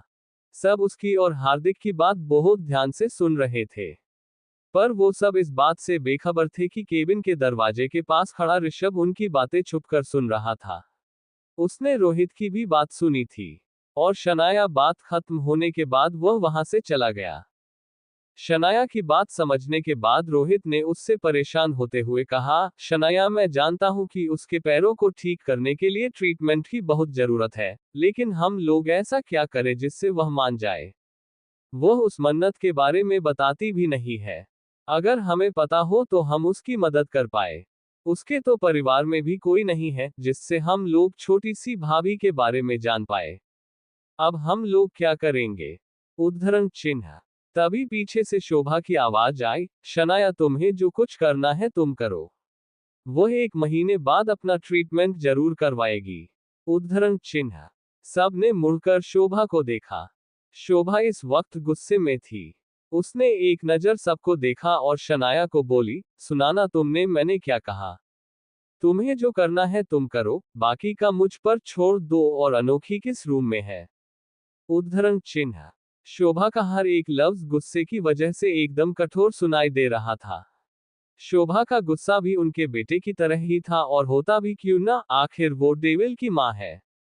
इसलिए किसी की हिम्मत नहीं हुई कि वो उससे कुछ कहे। तभी शोभा ने तेज आवाज में दोबारा शनाया से पूछा, शनाया, मैंने पूछा अनोखी किस रूम में है? उद्धरण चिन्ह। मैं आपको ले चलती हूँ, शनाया ने हकलाते हुए कहा और अपनी चेयर से उठकर शोभा के साथ केबिन से निकल गई। अनोखी का रूम अंडस्को। अनोखी अभी भी दवाई के असर से सो रही थी और ऋषभ उसके बेड के पास बैठा था। वह एकटक अनोखी को ही देख रहा था। अनोखी अभी घूंघट में थी। उसके चेहरे पर या शरीर के ऊपर के भाग पर चोट ना लगने की वजह से शनाया ने डॉक्टर से कहा था कि वह उसका घूंघट ना हटाए। ऋषभ बहुत देर तक बस बिना कुछ बोले उसे ही देखता रहा। फिर उसका हाथ धीरे से अपने हाथों में ले लिया और अपने अंगूठे से सहलाते हुए बोला, रोहित ने सच कहा था कि मैं कभी किसी कमजोरी या मासूम को टॉर्चर नहीं करता हूं, लेकिन तुम्हें लेकर मैं गलती कर बैठा और मैं अपनी गलती मानता हूं। पर इसका मतलब ये नहीं कि मैं यहां तुम्हें सॉरी कहने आया हूं। ऐसा बिल्कुल भी नहीं, नहीं, ये कभी नहीं होने वाला, क्योंकि ऋषभ शेरगिल किसी से माफी नहीं मानता। लेकिन हाँ, आगे से बिना किसी गलती के तुम्हें कोई सजा नहीं मिलेगी। पर यह मत समझना कि मुझे तुम पर दया आ गई है या मैं तुम पर भरोसा करने लगा हूं। ऐसा बिल्कुल भी नहीं है। तुम मेरे लिए अभी भी वह अजनबी हो जिसे उस इंसान ने मेरी जिंदगी में लाया है, जिससे मैं नफरत करता हूं, और इस नफरत का कतरा हमारे इस अनचाहे रिश्ते में भी हमेशा घुला रहेगा, जिसे तुम चाह कर भी नहीं मिटा पाओगी। इसलिए तुम्हारे लिए यही अच्छा होगा कि तुम जितनी जल्दी हो सके खुद मेरे घर को छोड़कर, मेरे परिवार को छोड़कर चली जाओ। उद्धरण चिन्ह। उसने अनोखी की हथेली को पकड़ थोड़ा ऊपर उठाया और 2 पल घूंघट से झांक रहे उसके आधे चेहरे को देख उसकी हथेली को अपने होठों से छू लिया। ऋषभ के होठों के झुते ही अनोखी की उंगलियां हिलने लगी। ऋषभ ने एक नजर अनोखी को देखा और धीरे से उसका हाथ वापस बेड पर रख वहां से उठकर चला गया। ऋषभ के जाने के कुछ देर बाद अनोखी ने अपनी आंखें खोली। आंखें खोलते ही उसकी नजर वाइट सीलिंग पर गई। अंजना कमरा देख उसने जल्दी जल्दी अपनी नजरें चारों ओर घुमाकर देखा। कमरे को देख वह जान देगी वह अस्पताल के रूम में है। लेकिन कौन मुझे यहाँ लाया? क्या उन्होंने? नहीं नहीं, वह तो खुद दर्द देते हैं, वह मुझे क्यों अस्पताल ले आएंगे? अनोखी अपने मन में बोल ही रही थी कि तभी उसे अपने गृह प्रवेश का दिन याद आ गया, जब ऋषभ ने उससे कहा था कि वही उसे दर्द भी देगा और वही उसकी दवा भी करेगा। ये याद कर अनोखी के होठों पर एक दर्द भरी मुस्कुराहट आ गई। उसने कहा, अनोखी, तेरी जिंदगी में खुशियां कुछ दिनों के लिए ही थी। तुझे तुझे जितना माँ का प्यार, भाई बहन का प्यार मिलना था मिल चुका। इसके आगे उम्मीद बिल्कुल भी मत लगाना, ठीक है? उद्धरण चिन्ह। तभी उसके कमरे का दरवाजा दोबारा खुला और शोभा और शनाया कमरे में आई। शनाया ने जब उसे उठा देखा तो उससे बोली, अनोखी, अब कैसा लग रहा है? उद्धरण चिन्ह। ठीक हूं। अनोखी ने छोटा सा जवाब दिया। क्या पैरों में दर्द हो रहा है? शनाया ने दोबारा पूछा तो अनोखी ने ना में अपना सर हिलाया, तो शनाया मुस्कुराते हुए बोली, अच्छा ठीक है। मैंने पेन किलर का इंजेक्शन दिया है इसलिए दर्द अभी कुछ घंटे तक नहीं रहेगा, लेकिन उसके बाद दर्द होगा तब तुम्हें पेन किलर की इंजेक्शन नहीं दे सकते, तुम्हें मेडिसिन लेनी पड़ेगी, ठीक है। उद्धरण चिन्ह। शनाया की बात सुन अनोखी ने बस हाँ में अपना सर हिला दिया। अनोखी बेटा, तुम ठीक तो हो ना? तुमने मुझे बताया क्यों नहीं कि तुम ऋषभ के ऑफिस जा रही हो? शोभा ने अनोखी के सर पर हाथ फेरते हुए कहा। शोभा की बात सुन अनोखी समझ गई कि उस सर्वेंट ने उससे छूट कहा था, लेकिन उससे बिल्कुल बुरा नहीं लगा क्योंकि वह जानती थी कि उस सर्वेंट ने वही किया जो ऋषभ ने उसे करने के लिए कहा था। अनोखी धीरे से बोली, कोई बात नहीं मालकिन, मैं ठीक हूं। उद्धरण चिन्ह। उसके मुंह से अपने लिए मालकिन सुन शोभा चौंक गई। वही उसके पीछे खड़े रोहित, प्रवीण, विक्रम, हार्दिक, शिविका और शिवाय का चेहरा मुरझा गया। शोभा अनोखी से कुछ कहने वाली थी पर रोहित ने उसके कंधे पर हाथ रख दिया। शोभा ने उसे मुड़कर देखा तो रोहित ने कुछ ना पूछने का इशारा किया जिसे समझ शोभा भी शांत रही। फिर उसने शनाया से पूछा, शनाया मैं अनोखी को कब ले जा सकती हूँ? उद्धरण चिन्ह। अभी तो नहीं आंटी, मुझे इसे ऑब्जर्वेशन में रखना है। 2 दिन, हाँ 2 दिन आप इसे यहाँ रहने दीजिए, उसके बाद आप इसे ले जा सकती हैं। लेकिन वहां पर भी इसका बहुत ध्यान रखना होगा, शनाया ने हिदायत देते हुए कहा तो शोभा उसे भरोसा दिलाते हुए बोली, उसकी चिंता मत करो, वह हम रख लेंगे। तो उसकी बात पर शनाया मुस्कुरा दी। रात का वक्त अंडस्को। शहर से कुछ दूरी पर एक सुनसान पुराना खंडहर जिसके बेसमेंट में एक आदमी जिसके हाथ ऊपर की ओर कर रस्सियों से बंधे हुए थे और जिसके शरीर पर कई जगह चोट के निशान थे, वह डरते हुए बोला, I am sorry sir, please मुझे माफ कर दो। मुझे नहीं पता था कि आपको उस बारे में बताना है। प्लीज मुझे माफ कर दो ऋषभ सर। उद्धरण चिन्ह। ये आदमी वही बॉडीगार्ड था जिसने अनोखी को ऑफिस में सीडीओ से जाने के लिए कहा था। उसके सामने ऋषभ अपने हाथ में एक हंटर लिए खड़ा था जिस पर छोटी छोटी कई किलें लगी हुई थी। ऋषभ ने उसे अपनी में हथेली में लपेटा और एक और बार उसे मारते हुए बोला, जब तुम्हें पता था कि वह नहीं चल पा रही है तो तूने मुझे बताया क्यों नहीं? तूने उसे इतनी सीढ़ियां क्यों चढ़ने दिया? कहते हुए उसने एक और बार उसे मारा। वह बॉडीगार्ड दर्द से चिल्ला रहा था। अब तक ऋषभ ने उस हंटर से उसे कई घाव दे चुका था। उसके शरीर से जगह जगह से खून बह रहा था। चैप्टर 25। ऋषभ ने हंटर को अपनी हथेली में लपेटा और एक और बार उसे मारते हुए बोला, जब तुम्हें पता था कि वह नहीं चल पा रही है तो तूने मुझे बताया क्यों नहीं? तूने उसे इतनी सीढ़ियां क्यों चढ़ने दिया? कहते हुए उसने एक और बार उसे मारा। वह बॉडीगार्ड दर्द से चिल्ला रहा था। अब तक ऋषभ ने उस हंटर से उसे कई घाव दे चुका था। उसके शरीर से जगह जगह से खून बह रहा था। उसके बगल में ही उसी तरह बंधा हुआ एक और आदमी था जो उसकी हालत देख डर से कांप रहा था। ये भी ऋषभ का ही गार्ड था जिसने शादी की रात अनोखी को ऋषभ के कहने पर बीच सड़क पर छोड़ा था। ऋषभ के गुस्से और उस हंटर से होने वाले दर्द को वह अभी से ही महसूस कर पा रहा था और उसके चेहरे से पसीने टपकने लगे थे। वही वह पहले वाला बॉडीगार्ड अब तक ऋषभ की मार खाते हुए बेहोश हो गया था। उसे जी भर के मार लेने के बाद ऋषभ उस गार्ड की ओर मुड़ा। ऋषभ का चेहरा इस वक्त बहुत डरावना लग रहा था। गुस्से से उसका चेहरा काला और उसकी आंखें लाल हो गई थी। उसके माथे और हथेलियां की नसें उभर आई थी। उसे रह रहकर रोहित की बात, अनोखी का रोना, उसका गिड़गिड़ाना याद आ रहा था। वही वह गार्ड ऋषभ के हाथों मार खाने के डर से पहले ही बोल पड़ा, सर सर प्लीज मुझे माफ कर दो। मुझे नहीं पता था कि अनोखी मैम चल नहीं सकती है। उस रात वह थोड़ी दूर ही चली थी और उनके गाड़ी से उतरने के बाद मैं वहां से चला गया था, इसलिए मैं जान ही नहीं पाया। प्लीज प्लीज मुझे माफ कर दो। आइंदा से ऐसी गलती दोबारा नहीं होगी। उद्धरण चिन्ह। गलती तो तब होगी ना जब तू गलती करने लायक बचेगा, ऋषभ ने चिल्लाते हुए कहा और वह हंटर उसे मारने के लिए हवा में उठाया। पर वह हंटर उस गार्ड को लग पाता उससे पहले ही किसी ने आकर ऋषभ का हाथ रोक लिया। ऋषभ ने अपनी आग उगलती आंखों से उस इंसान को देखा जिसे उसका हाथ रोकने की गुस्ताखी की थी, तो उसने सामने विक्रम को पाया। विक्रम उसके हाथ से हंटर लेते हुए गुस्से से बोला, क्या हो गया है तुझे ऋषभ, अपनी गलती की सजा तो इन दोनों को क्यों दे रहा है?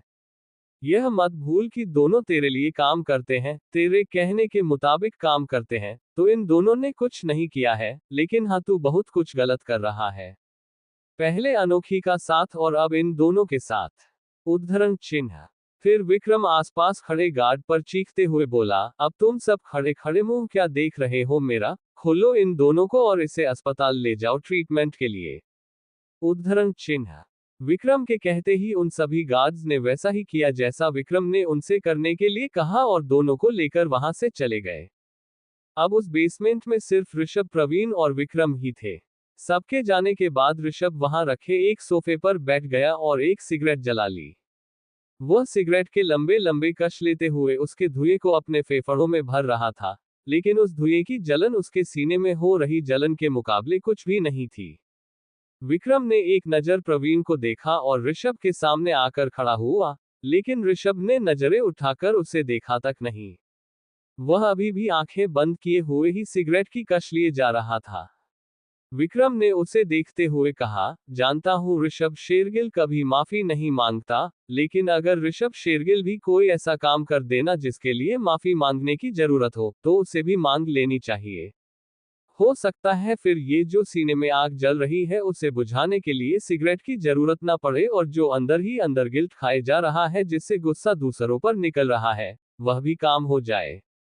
उद्धरण चिन्ह।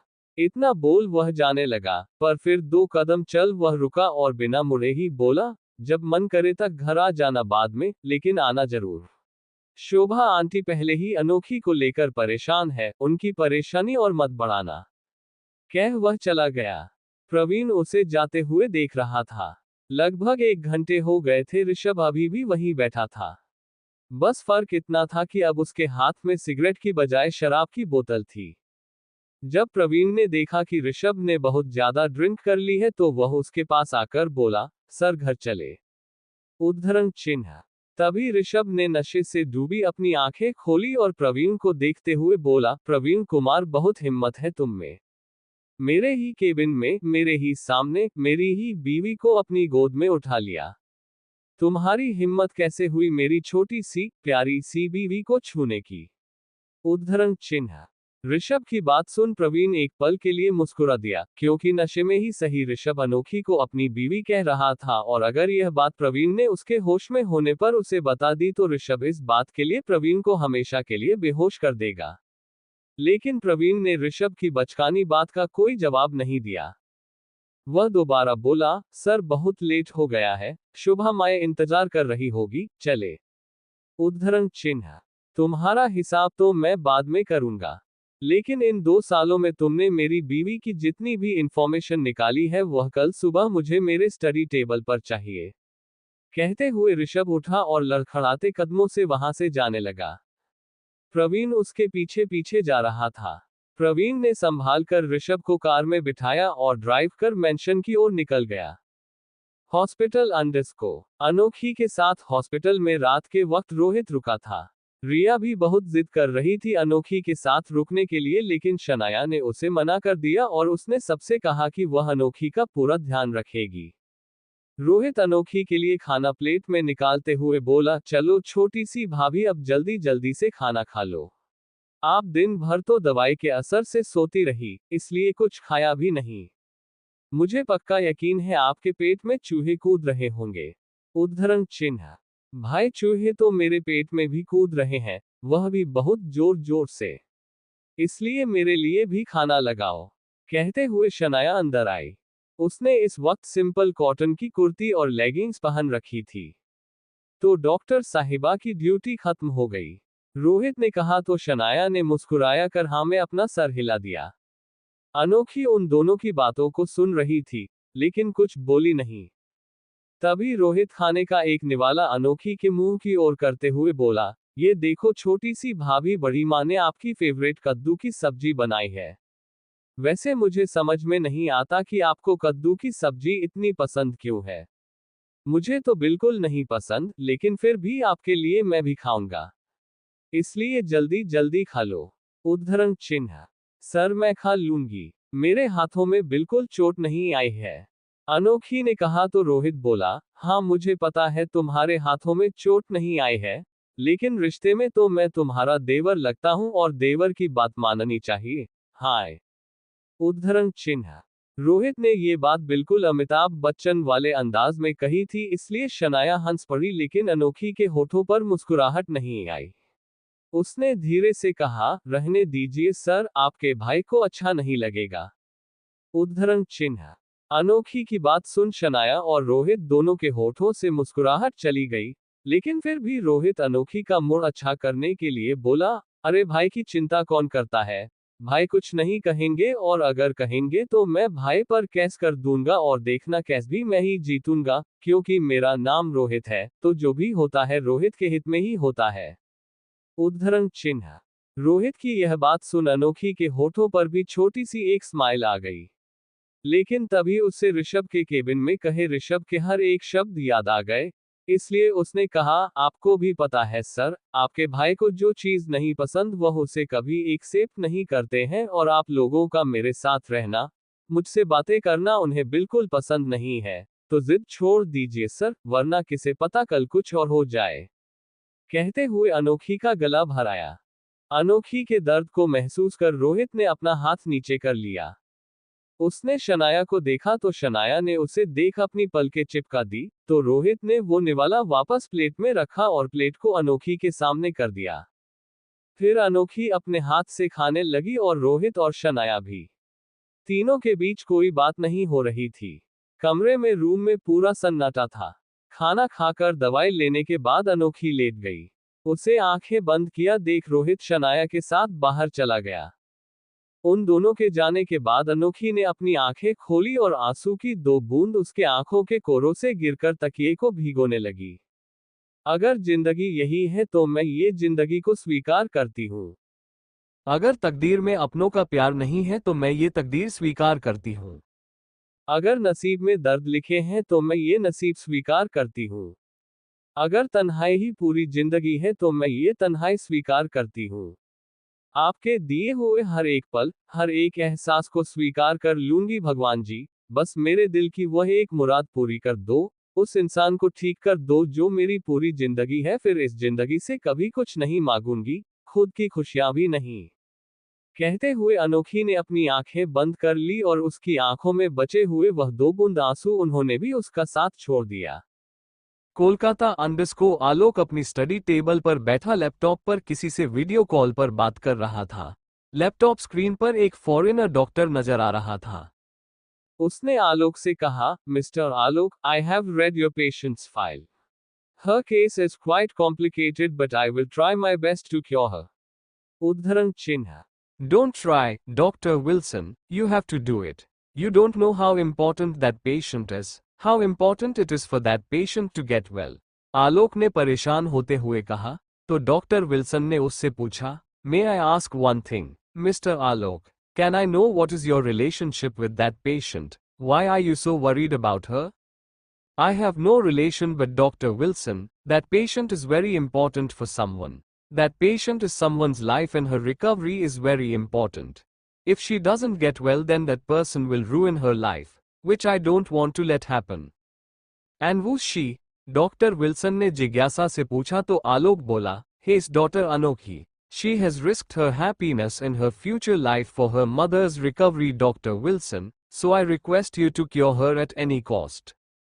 I will do my best और मैं 6 दिन बाद इंडिया आ रहा हूँ। तब आगे की बात करते हैं। Okay, see you soon. कहते हुए आलोक ने वीडियो कॉल डिस्कनेक्ट कर दिया। फिर वह उठकर खिड़की के पास आया और आसमान में निकल आए चांद को देखते हुए बोला, अनोखी, मैं तुमसे किया हुआ वादा जरूर पूरा करूंगा। अब बस जिस वजह से मैंने तुम्हारी ऋषभ से शादी करवाई है वह भी पूरी हो जाए। जानता हूं ऋषभ ने तुम्हारे साथ क्या क्या किया है, लेकिन अनोखी तुम्हें वह सब सहना होगा, क्योंकि जो मैं चाहता हूं उसके लिए तुम्हें ये सब सहना ही होगा। तुम कमजोर नहीं बढ़ सकती और उस घर को छोड़कर, ऋषभ को छोड़कर तो बिल्कुल भी नहीं जा सकती। Chapter 26। Okay, see you soon. कहते हुए आलोक ने वीडियो कॉल डिस्कनेक्ट कर दिया। फिर वह उठकर खिड़की के पास आया और आसमान में निकल आए चांद को देखते हुए बोला, अनोखी, मैं तुमसे किया हुआ वादा जरूर पूरा करूंगा। अब बस जिस वजह से मैंने तुम्हारी ऋषभ से शादी करवाई है वह भी पूरी हो जाए। जानता हूँ ऋषभ ने तुम्हारे साथ क्या क्या किया है, लेकिन अनोखी तुम्हें वह सब सहना होगा, क्योंकि जो मैं चाहता हूँ उसके लिए तुम्हें ये सब सहना ही होगा। तुम कमजोर नहीं बढ़ सकती और उस घर को छोड़कर, ऋषभ को छोड़कर तो बिल्कुल भी नहीं जा सकती। इस वक्त अशोक की आंखों में ना तो कोई गुस्सा था, ना कोई नफरत, ना ही कोई घमंड, बल्कि उसकी आंखों में जो नजर आ रहा था वह था अफसोस और पछतावा। ऋषभ और प्रवीण घर वापस आए। ऋषभ ने घर आने के बाद सबसे पहले शोभा के कमरे का दरवाजा धीरे से खोला और कमरे के अंदर झांक कर देखा तो शोभा और उसके साथ रिया को सोता देख वो हल्का सा मुस्कुरा दिया और दरवाजा बंद कर दिया। वो वापस लिविंग एरिया में आया तो प्रवीण अभी भी वहीं खड़ा था। ऋषभ ने उससे कहा, तुम्हारी ड्यूटी खत्म हो गई है, अब क्या मुझे लोरी सुनाओगे? जाओ, जाकर अपने कमरे में सो जाओ। Just go and get lost, कहते हुए ऋषभ सीडीओ की ओर बढ़ गया। प्रवीण ने एक नजर उसे देखा। ऋषभ अब तक लगभग आधी सीढ़ियां चढ़ चुका था। ये देख प्रवीण अपने कमरे की ओर चला गया। तभी सीडीओ से चढ़ते हुए ऋषभ की नजर अनोखी के कमरे पर गई और उसके कदम वहीं रुक गए। वो उसके कमरे को देखने लगा और न जाने कब उसके पैर सीढ़ियां चढ़ने की बजाय सीढ़ियां उतरने का काम करने लगी। वह नशे में थोड़ा लड़खड़ाता हुआ अनोखी के कमरे में पहुंचा। कमरा पूरी तरह से शांत था और हवाओं में उसे एक ठंडापन महसूस हो रहा था जो ऋषभ को बिल्कुल अच्छा नहीं लगा। उसने खुद से कहा, मैं जब पिछली बार आया था तब तो ऐसा नहीं लग रहा था, तब तो वो यहाँ सो रही थी। कहते हुए उसने बेड की ओर इशारा किया और फिर अपने दोनों हाथों को फैलाकर आगे कहा, और हवाओं में उसकी धीमी धीमी खुशबू आ रही थी। पर आज रात कुछ भी नहीं है, ना वह और ना उसकी खुशबू। इतना बोल उसने अपना हाथ झटके से नीचे कर लिया, जैसे उसे वो चीज नहीं मिली जो उसे चाहिए थी। ऋषभ ने कमरे में चारों ओर अपनी नजरें घुमाई। तभी उसकी नजर अनोखी के अलमारी पर पड़ी और वो उसकी ओर बढ़ गया। उसने कपबोर्ड खोलकर देखा तो वहां कुछ साड़ी और सूट सलवार थे, जो बहुत सिंपल थे। उसने एक लाल रंग का सलवार सूट निकाला और उसे लेकर बेड पर बैठ गया। वो एक टक उस ड्रेस को देख रहा था, जैसे उसमें अनोखी को ढूंढने की कोशिश कर रहा हो। जब वो उसे नहीं मिली तो उसने ड्रेस को बेड पर फेंक दिया और अनोखी का कंबल ओढ़कर लेट गया। अनोखी के कंबल से और उसके तकिए से उसे वही खुशबू आने लगी जो उसे चाहिए थी। उसे पाकर ऋषभ मुस्कुराने लगा और अपना चेहरा पूरी तरह कंबल में छुपा लिया और उसकी खुशबू को महसूस करने लगा। फिर ऋषभ ने वो ड्रेस वापस अपने लिया और उसे सीने से लगाकर धीरे से बोला, वो विक्रम कहता है कि अगर मैं सॉरी बोल दूंगा तो मेरे दिल में जो आग जल रही है, जो मुझे गिल्टी फील हो रहा है, वो सब कम हो जाएगा। अगर ऐसा है तो मैं बोलता हूँ, I am sorry, I am sorry. मुझे नहीं पता था कि तुम चल नहीं सकती हो, वरना मैं तुम्हें सीढ़ियां चढ़ने नहीं देता और ना ही शादी की रात तुम्हें मंदिर से महल तक, मैंशन तक पैदल आने के लिए कहता। मुझे पता है तुम्हें बहुत दर्द हुआ होगा, आई एम सो सॉरी। तुम्हें पता है मोम भी मुझसे बहुत गुस्सा होगी इस बात के लिए। आखिर मैंने कहीं ना कहीं वही किया जो उनके साथ उनके पति आलोक शेरगिल ने किया था। इसलिए मुझे खुद पर बहुत गुस्सा आ रहा है। तुम जल्दी से ठीक हो जाओ और अपना ट्रीटमेंट करवाओ। मैं तुम्हें ऐसे नहीं रहने दूंगा। मुझे नहीं पता कि रोहित किस बारे में बात कर रहा था, लेकिन कुछ भी हो जाए तुम्हें ट्रीटमेंट करवाना है तो मतलब करवाना है। उद्धरण चिन्ह। ऐसे ही खुद से बातें करते हुए ऋषभ अनोखी की ड्रेस को सीने से लगाए उसके बेड पर ही सो गया। अगली सुबह अंडस सूरज की पहली किरण चेहरे पर पड़ते ही ऋषभ की आंखें खुली। वह कसमसाते हुए उठा, लेकिन जब उसने कमरे पर नजर डाली तो एक पल के लिए वह चौंक गया। ये किसका कमरा है? मैं यहाँ कैसे आया? तभी उसकी नजर अपने हाथों में लिए अनोखी के उस लाल रंग के ड्रेस पर गई। उसने गौर से कमरे को देखा तो याद आया कि यह अनोखी का कमरा है। उसने तुरंत अनोखी की ड्रेस बेड पर फेंक दिया और बेड से उठकर अपने कमर पर हाथ रखकर बोला, मैं यहाँ कैसे आया और क्यों? क्या मैं कल यही सो गया था? कहते हुए वो अपने सर को दबाने लगा। उसका सर बहुत दर्द रहा था। वह आंखें बंद कर कल रात के बारे में सोचने लगा। उसे याद आया उसने उस बॉडीगार्ड को मारा था। विक्रम ने उसे रोका था, उससे बातें कही थी, फिर उसने शराब पी थी और घर आकर अनोखी के कमरे में चला आया था। उसे वह भी याद आया कि कैसे उसने अनोखी की ड्रेस को अपने सीने से लगाकर अनोखी से सॉरी कहा और उसके बाद वो अनोखी के बेड पर ही सो गया। ये सब याद आते ही ऋषभ के चेहरे के भाव बदल गए। जो ऋषभ अब तक कंफ्यूजन और सर दर्द की वजह से परेशान था, उसकी आंखों में अब सख्त भाव आ गए और चेहरा एक्सप्रेशन लेस हो गया। एक ही पल लगा था ऋषभ को अपने जज्बातों को छुपाने में। वो सब नशे, हाँ नशे की वजह से ही था और कुछ नहीं, ऋषभ ने अपने मन में कहा और मुड़कर कमरे से बाहर जाने लगा। लेकिन तभी उसके कदम रुक गए। वो वापस बेड के पास आया और अनोखी की वो रेड ड्रेस उठाकर उसे देखते हुए बोला, मैं इसे कल रात पकड़ कर सोया था, तो जरूर इसमें से मेरे परफ्यूम की स्मेल आएगी और मैं नहीं चाहता कि किसी को पता चले कि मैं कल रात यहीं था। ये बोल वह उसे भी अपने साथ ले गया। लेकिन शायद ऋषभ ये भूल गया था कि वह बेड पर भी सोया था, जिस वजह से बेडशीट और ब्लैंकेट में से भी उसके परफ्यूम स्मेल आ सकती है। फ्रेश होने के बाद प्रवीण सीधे अपने स्टडी रूम में गया।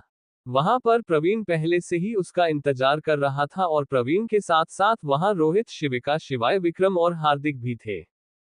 उन पांचों को देख ऋषभ की आंखें छोटी हो गई और वह अपने चेयर पर बैठने के बाद उन पांचों को घूरने लगा। तभी रोहित ने कहा, वह मैंने प्रवीण से कहा कि हॉस्पिटल चलते हैं, छोटी सी भाभी को देखने पर इसने मना कर दिया। कहने लगा मुझे सर के साथ काम है। रोहित की बात खत्म होते ही हार्दिक ने कहा, और बातों ही बातों में इसके मुंह से निकल गया कि ये अनोखी की इन्फॉर्मेशन तुझे देने वाला और इसलिए हम सब भी चले आए। हार्दिक की बात खत्म होते ही शिविका, शिवाय और विक्रम ने एक साथ कहा, और हमें भी अनोखी के बारे में जानना है। उन पांचों की नौटंकी देख ऋषभ ने एक गहरी सांस छोड़ी और प्रवीण को देखा तो प्रवीण ने ड्रॉ में से एक फाइल निकाला और ऋषभ से बोला, सर मैंने अनोखी के बारे में इन 2 सालों में जो जो इन्फॉर्मेशन निकली है वो इस फाइल में है। मैंने आपको पहले नहीं बताया क्योंकि आप यहाँ थे नहीं और आपने कभी पूछा नहीं, तो मैं बता भी नहीं पाया। तभी हार्दिक उसे बीच में रोकते हुए बोला, ए भाषण क्यों दे रहा है, जो फाइल में है वह बताना। उसके टोकने पर प्रवीण उसे दूर कर देखने लगा। तभी उसकी नजर ऋषभ पर गई। ऋषभ के चेहरे पर भी ऐसे ही भाव थे जैसे बोल रहा हो को हार्दिक गलत नहीं कह रहा है। ये देख प्रवीण ने हल्के से खांस दिया और एक अपने फोन को प्रोजेक्टर से कनेक्ट कर बोलना शुरू किया, अनोखी देहरादून से है। आपकी शादी के एक दिन पहले ही आलोक शेरगिल देहरादून से मुंबई आए थे और उसी दिन अनोखी भी मुंबई आई थी। बस फर्क इतना था कि आलोक शेरगिल के आने के आधे घंटे बाद दूसरी फ्लाइट से अनोखी का मुंबई में आना हुआ था। कहते हुए प्रवीण ने स्क्रीन पर एक पिक्चर दिखाए।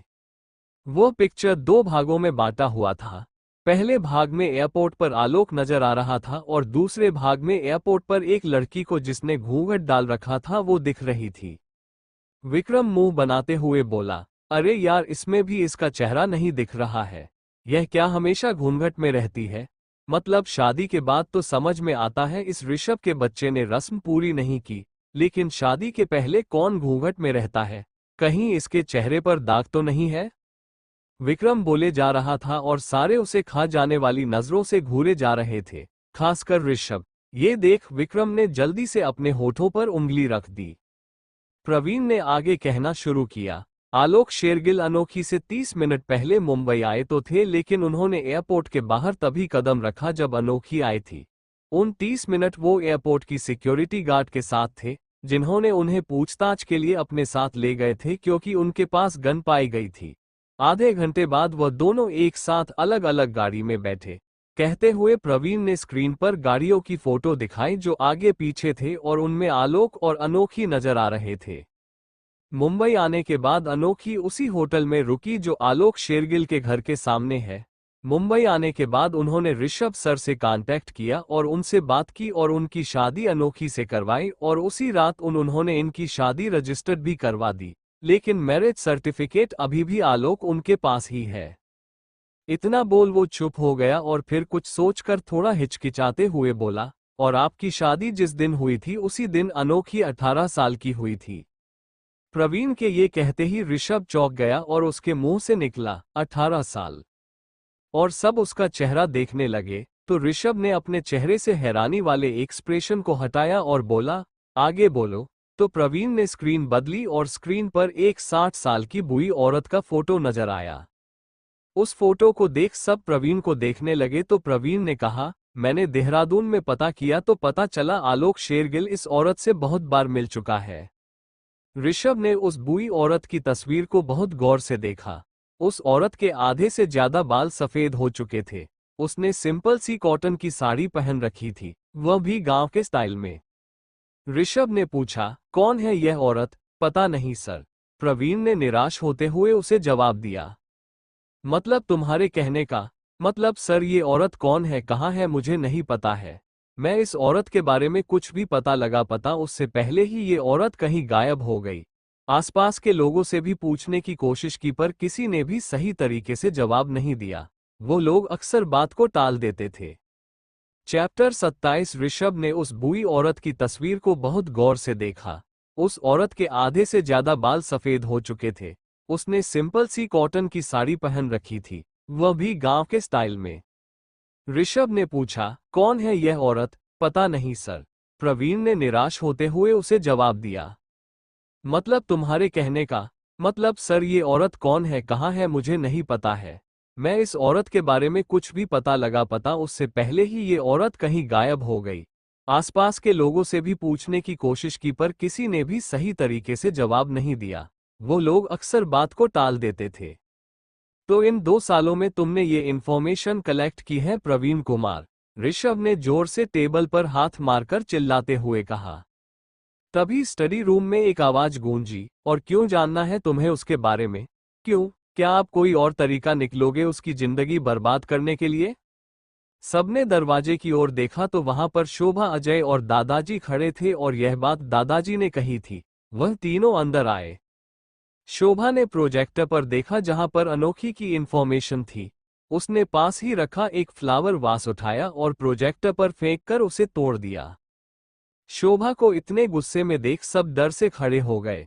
ऋषभ के उसके चेहरे पर जहां अब तक गुस्सा था वहां वो शोभा को देख एकदम शांत हो गया।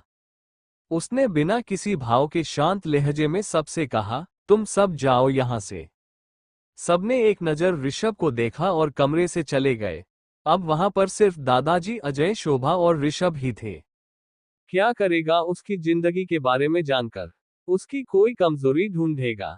जैसे आलोक ने उसकी मजबूरी का फायदा उठाकर उसे घर में आने के लिए मजबूर किया, तो उसकी कमजोरी का इस्तेमाल कर कर इस घर से जाने के लिए मजबूर करेगा। दादाजी ने गुस्से से ऋषभ से कहा। लेकिन ऋषभ कुछ नहीं बोला। वह सिर्फ अपनी मॉम को ही देख रहा था और शोभा भी उसे ही तक देख रही थी।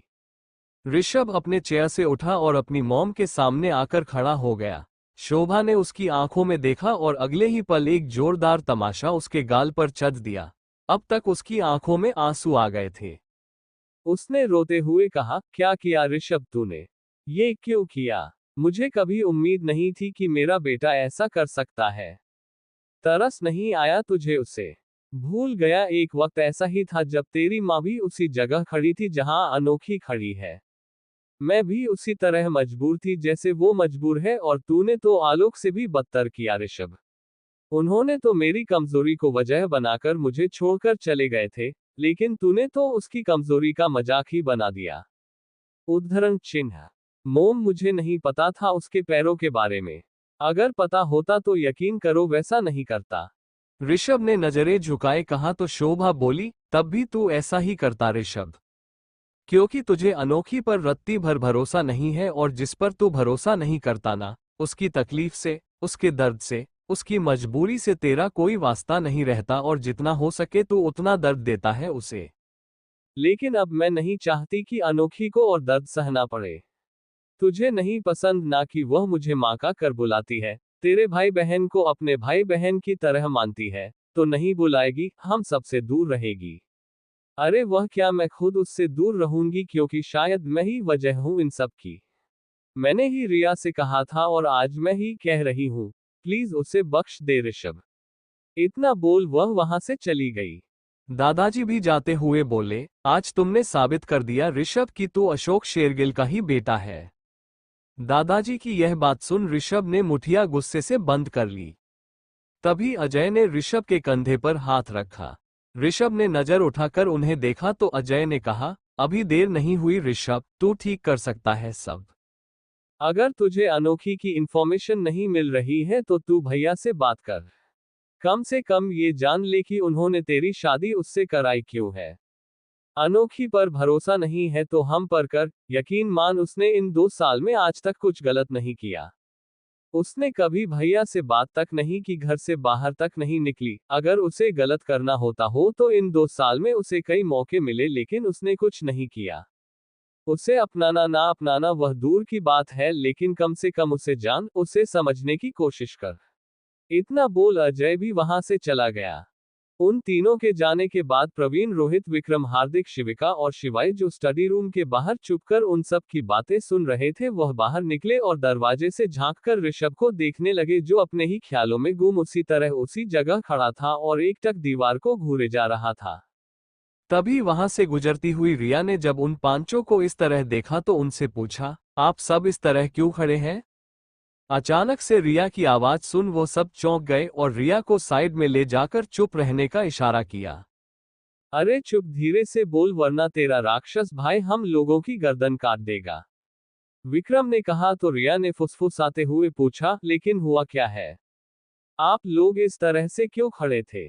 उद्धरण चिन्ह। तो रोहित ने रिया को सारी बात बता दी जिससे रिया उदास हो गई। विक्रम ने रोहित और रिया से पूछा, एक बात बताओ यार, यह आंटी इतना गुस्सा क्यों है? ऋषभ ने क्या क्या है उसके साथ? पहले भी कुछ हुआ है क्या? उद्धरण चिन्ह। रिया और रोहित ने एक दूसरे को देखा। फिर रिया ने सारी बात बता दी जो ऋषभ ने अनोखी के साथ गृह प्रवेश से लेकर जबरदस्ती करने तक की थी। रिया की बात सुन वह चारों हैरान हो गए। विक्रम ने हैरानी से पूछा, ऋषभ इतना कुछ किया उसके साथ? ये लड़का गुस्से में पागल हो जाता है। हमें जल्द से जल्द कुछ ना कुछ ऐसा करना ही होगा जिससे अनोखी सही साबित हो जाए, वरना ये गुस्से में उसकी जान भी ले लेगा किसी दिन। 2 दिन बाद हॉस्पिटल अनोखी को आज डिस्चार्ज मिलने वाला था। शोभा, अजय और दादाजी अनोखी को लेने आए थे लेकिन अनोखी ने उनसे ज्यादा बात नहीं की और चुपचाप बैठी रही। शनाया ने डिस्चार्ज की सारी फॉर्मेलिटी पूरी की और शोभा से बोली, आंटी सब हो गया, आप अनोखी को ले जा सकते हैं। मैं शाम को आती हूँ अपनी ड्यूटी खत्म करने के बाद। उद्धरण चिन्ह। ओके बेटा, शोभा ने भी मुस्कुराते हुए कहा और अनोखी को लेकर अस्पताल से निकल गई। वो लोग मेंशन पहुंचे। अनोखी ने मेंशन के अंदर जैसे ही कदम रखा तो सब ने चिल्लाते हुए कहा, वेलकम। अनोखी ने सामने देखा, सब हाथों में बैलून और वेलकम का एक बड़ा सा बोर्ड लिए खड़े थे। सबके होठों पर बड़ी सी स्माइल थी। ये देख अनोखी भी मुस्कुराने लगी। वेलकम छोटी सी भाभी, रोहित और रिया ने एक साथ कहा। रिया आरती की थाली लिए खड़ी थी। उसने अनोखी आरती उतारी और अनोखी का हाथ पकड़ उसे अंदर ले आए। फिर अनोखी के सामने रोहित, शिविका, शिवाय, विक्रम, हार्दिक और प्रवीण एक लाइन में आकर खड़े हो गए। सबके हाथ में एक बोर्ड था जिसे पेपर से कवर किया हुआ था। रोहित ने अनोखी को सबके हाथ में लिए बोर्ड का कवर हटाने के लिए कहा तो अनोखी ने एक एक कर सबके बोर्ड के कवर को हटाया। उन पर लिखा था, हमने तुम्हें बहुत मिस किया अनोखी। ये पढ़ अनोखी की आंखें झलक आए। वह रोते हुए भी मुस्कुराते दी। उसे रोता देख रिया ने उसे गले लगाते हुए कहा, अरे छोटी सी भाभी, तुम्हारे आंखों में क्या टनकी फिट है? कितना रोती है तुम? मैं रो नहीं रही हूं, पता नहीं कैसे आंसू गिर रहे। अनोखी ने मासूमियत से कहा तो विक्रम उसका मजाक बनाते हुए बोला, अरे तुम्हारी आंखों का नल खराब हो गया होगा इसलिए लीकेज हो रही है। एक काम करो, रिपेयर करवा दो। उसके कहने से बाकी सब हंसने लगे और अनोखी के होठों पर भी मुस्कुराहट आ गई। तभी शिवाय अपने पेट पर हाथ रखकर बोला, अनोखी, मैंने तुम्हें और तुम्हारे हाथ के बने खाने दोनों को बहुत मिस किया। तभी तो देखो, तुम्हें देखते ही मुझे भूख लगने लगी। अभी के लिए तो आंटी के हाथ का खाना खा लेते हैं, पर जब तुम बिल्कुल ठीक हो जाओगी तब तुम्हें मुझे खाना बनाकर खिलाना होगा। वो क्या है ना, ये बेचारा जिद पर आ गया है और अगर मैंने इसे तुम्हारे हाथ का बना खाना नहीं खिलाऊंगा तो कहीं ये मुझे छोड़कर चला ना जाए। शिवाय अपने पेट की ओर इशारा करते हुए बोल रहा था और सब उसे अजीब नजरों से घूर रहे थे और फिर सब एक साथ जोर से हंस पड़े।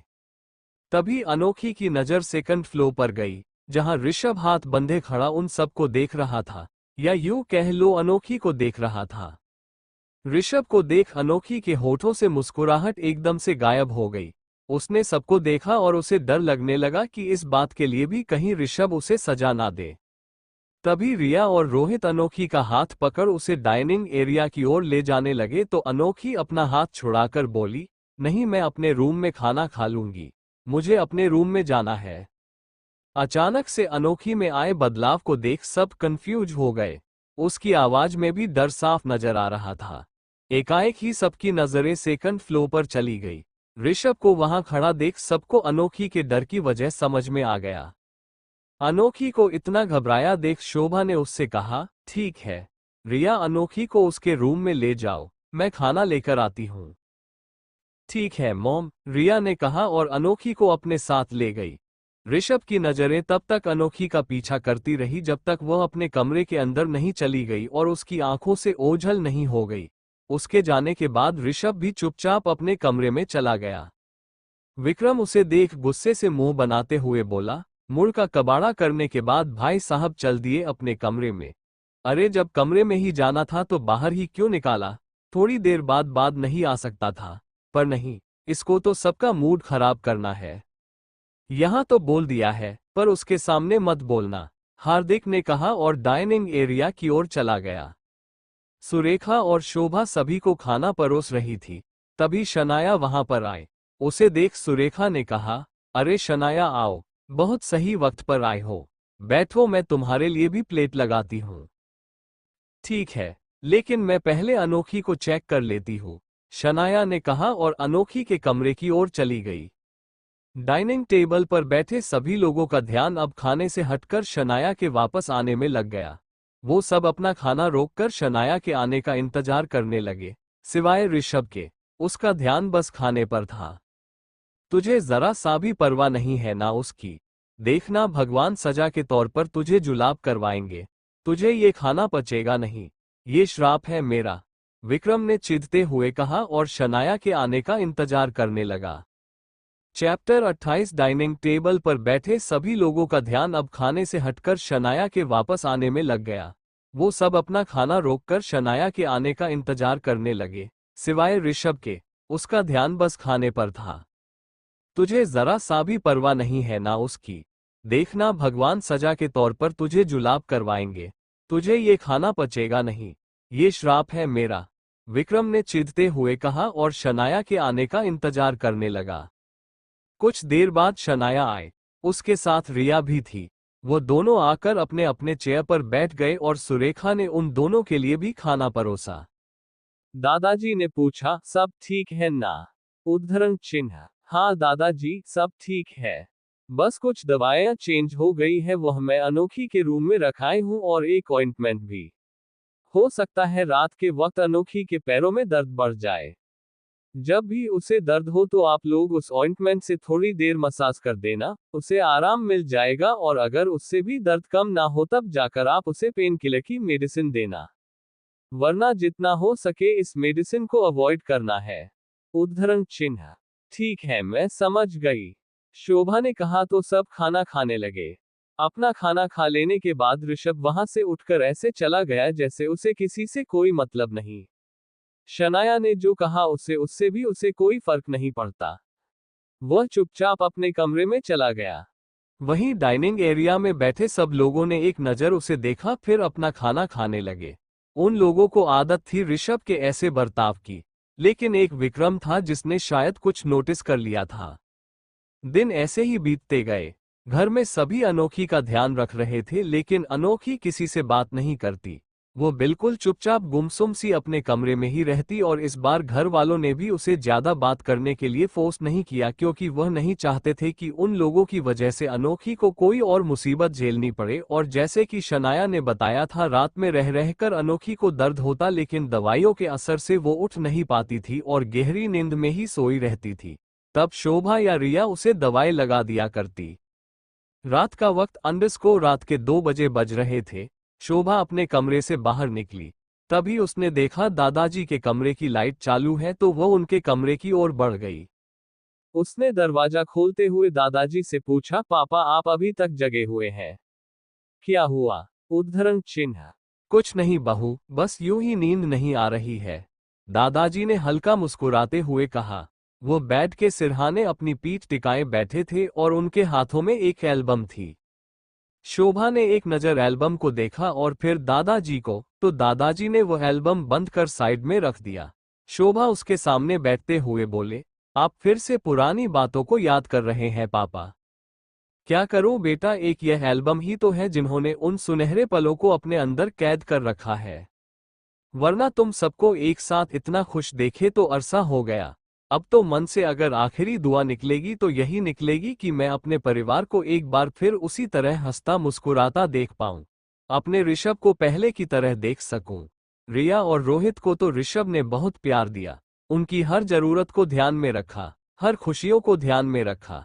लेकिन इस बीच वो खुद को कहीं पीछे ही छोड़ आया। आलोक के उस धोखे ने ऋषभ को इतना बदल दिया शोभा कि वो एक बच्ची की मासूमियत को भी नहीं देख पा रहा। देखेगा पापा, जरूर देखेगा। मेरा दिल कहता है कि अब ऋषभ अनोखी के साथ कुछ गलत नहीं करेगा। इसलिए आप चिंता छोड़ दो और इन सब बातों को अपना दिमाग से निकाल कर सो जाओ, वरना फिर आपकी तबीयत खराब हो जाएगी। शोभा ने दादाजी को समझाते हुए और बात को टालते हुए कहा। वो नहीं चाहती थी कि पुरानी बातों को याद कर दादाजी अपना मन और अपनी तबीयत दोनों खराब कर ले। तभी दादाजी ने पूछा, लेकिन तुम इतनी रात तक क्यों जाग रही हो? वह मैं अनोखी के कमरे में जा रही थी देखने कि वह ठीक से सो तो रही है, कहीं उसके पैरों में दर्द फिर तो नहीं शुरू हो गया। शोभा ने कहा तो दादाजी लेटते हुए बोले, ठीक है जाओ चेक कर लो उसे और जाते वक्त दरवाजा बंद कर देना। जी। इतना बोल शोभा ने दादाजी को कंबल ओढ़ाया और कमरे से चली गई। शोभा दादाजी के कमरे से निकलकर सीधे अनोखी के कमरे की ओर चली आई। वो जब अनोखी के कमरे के पास आए तो सामने खड़े इंसान को देख उसकी आंखें छोटी हो गई। कमरे के बाहर विक्रम कमरे के अंदर झांककर कुछ देख रहा था।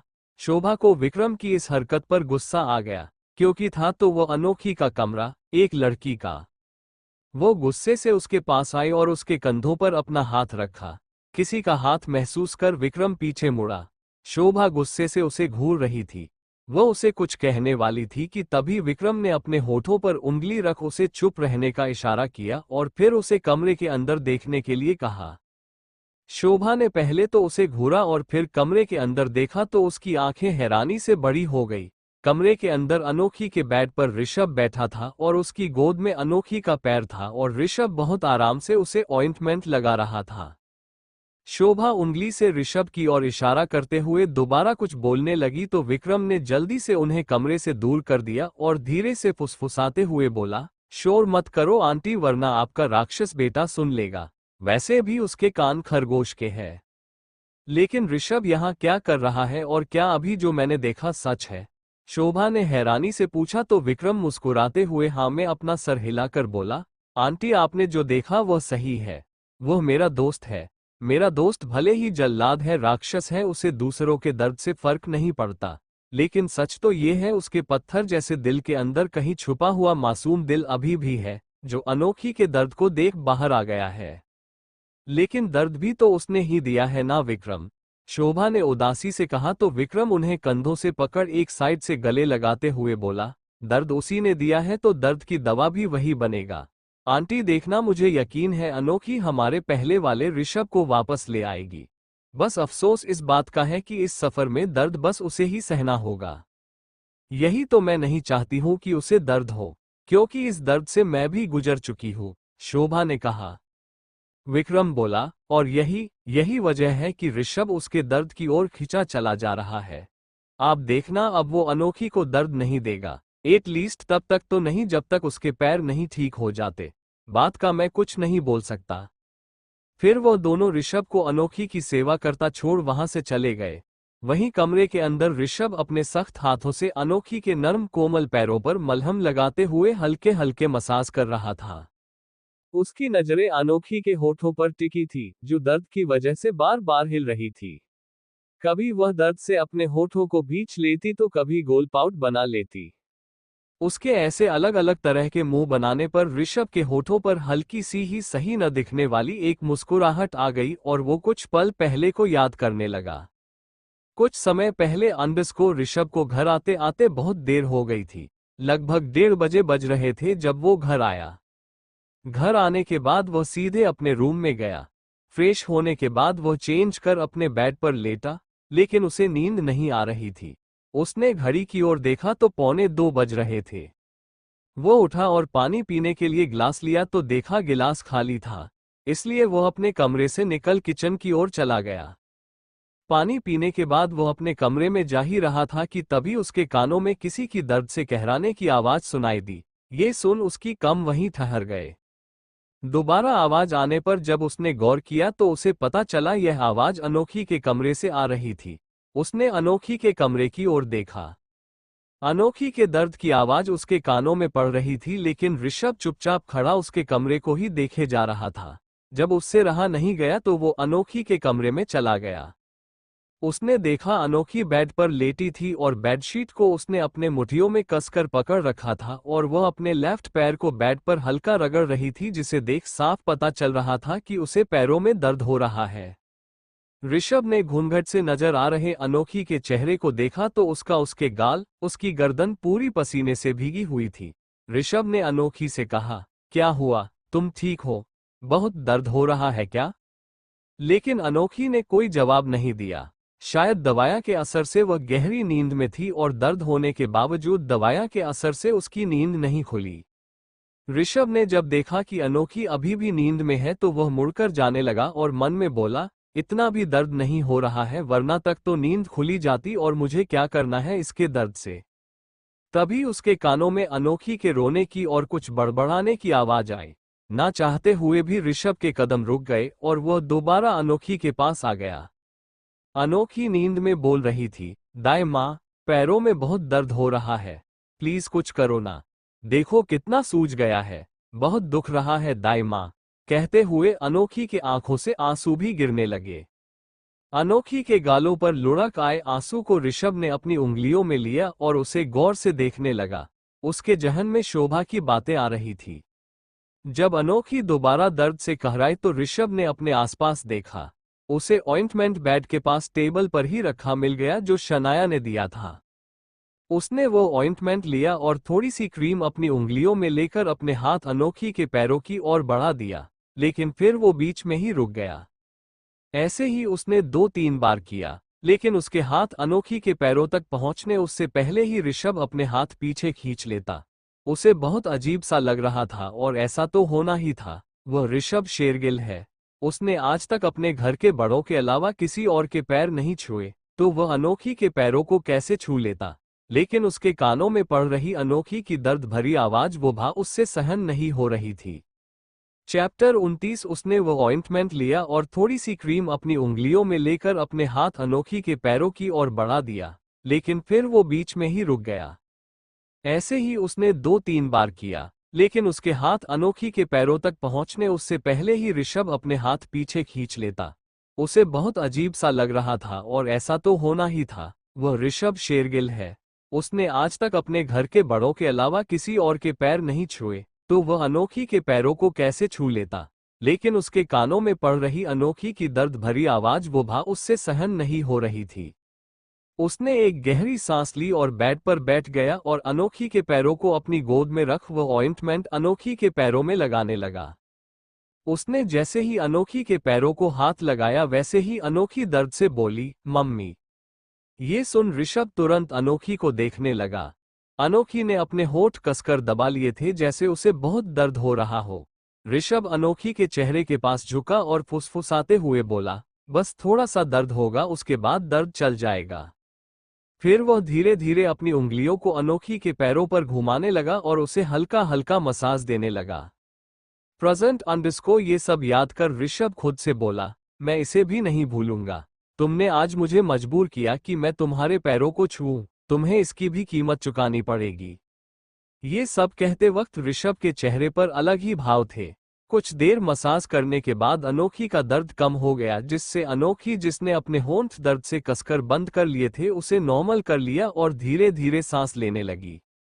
ये देख ऋषभ को भी यकीन हो गया कि अनोखी का दर्द अब चला गया है। उसने धीरे से उसके पैरों को वापस बेड पर रखा और उसे कंबल ओढ़ा दिया। वो वहां से जाने लगा, लेकिन अनोखी ने नींद में ही उसकी छोटी वाली उंगली पकड़ ली। ये देख ऋषभ रुक गया। वह दोबारा अनोखी के चेहरे की ओर झुका और उसके होठों को देखते हुए बोला, तुम्हारा दर्द कम तो कर दिया है, अब और क्या चाहिए तुम्हें? इससे ज्यादा ऋषभ शेरगिल तुम्हारे लिए कुछ नहीं करेगा, समझी तुम? इसलिए शांति से सो जाओ। इतना बोल उसने हल्के से उसके होठों के साइड में चूम लिया और बोला, good night cupcake, slip well. उसके किस करते ही अनोखी के होठों पर छोटी सी मुस्कुराहट आ गई और उसने ऋषभ की उंगली को छोड़ दिया। ये देख ऋषभ भी मुस्कुराता हुआ उसके कमरे से चला गया। दिन ऐसे ही बीतते गए। अनोखी धीरे धीरे ठीक होने लगी थी। ऋषभ अक्सर रात में अनोखी का इसी तरह ध्यान रखता, उसके पैरों की मसाज करता और उसे गुड नाइट किस देकर चला जाता। और अनोखी इस बात से बेखबर कि माफिया किंग उसकी सेवा कर रहा है, सुकून से सोती रहती। लेकिन पिछले कुछ दिनों से ऋषभ ने रात के वक्त अनोखी के पास जाना बंद कर दिया था, क्योंकि अनोखी ठीक हो रही थी और उसकी दवाइयां भी कम हो गई थी। इसलिए ऋषभ को डर था कि कहीं अनोखी को उसके बारे में पता चल जाए। विक्रम और शोभा वो दोनों ऋषभ में आ रहे इन बदलाव को बखूबी देख रहे थे और दोनों खुश भी थे। शाम का वक्त अंडस्को आज शोभा ने सभी को घर जल्दी बुला लिया था, क्योंकि अगले दिन ऋषभ की दादी जी का जन्मदिन था और हर साल इस दिन घर में पूजा होती थी। ऋषभ जब घर आया तो देखा हॉल में सबके साथ पंडित जी भी बैठे थे। पंडित जी कल की पूजा के लिए सारी तैयारी कैसे करनी है, इस बारे में शोभा और सुरेखा को बता रहे थे, तो ऋषभ भी चुपचाप जाकर सोफे पर बैठ गया। उसने नजरें घूम कर देखा तो अनोखी उसे कहीं नजर नहीं आए। उसकी नजरें अनोखी के कमरे की ओर चली गई। विक्रम जो ऋषभ के सामने वाले सोफे पर बैठा था, वो उसकी हर एक हरकत को देख रहा था। ऋषभ को अनोखी को ढूंढता देख विक्रम मुस्कुरा दिया। जब ऋषभ ने देखा कि विक्रम उसे ही देख मुस्कुरा रहा है तो उसने अपनी नजरें अपने फोन में कर ली। सब कुछ समझा देने के बाद पंडित जी ने ऋषभ को देखते हुए कहा, वैसे तो हर बार पूजा में सुरेखा और अजय बेटा बैठा करते थे, पर इस बार घर में नया जोड़ा आया है तो पूजा उन्हीं के हाथों हो तो शुभ होगा और नए जोड़े को उनकी दादी का आशीर्वाद भी मिल जाएगा। पंडित जी की बात सुन ऋषभ की आंखें छोटी हो गई और वह उन्हें घूर कर देखने लगा। ये वही पंडित हैं जिन्होंने ऋषभ और अनोखी की शादी करवाई थी। बिल्कुल सही कहा आपने पंडित जी, मैं भी यही सोच रहा था। ऋषिधर जी ने भी मुस्कुराते हुए कहा। तो ऋषभ उनसे कुछ कहने वाला था, पर शोभा ने उसे चुप रहने का इशारा किया तो ऋषभ शांत हो गया। फिर पंडित जी कुछ और बातें बताकर वहां से चले गए।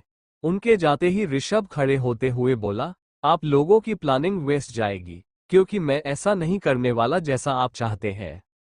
क्या दिक्कत है तुम्हें अनोखी के साथ पूजा में बैठने से? मैं थोड़ी ना तुम्हें अपनी शादी सबके सामने अनाउंस करने के लिए कह रहा हूं, ऋषिधर जी ने कहा।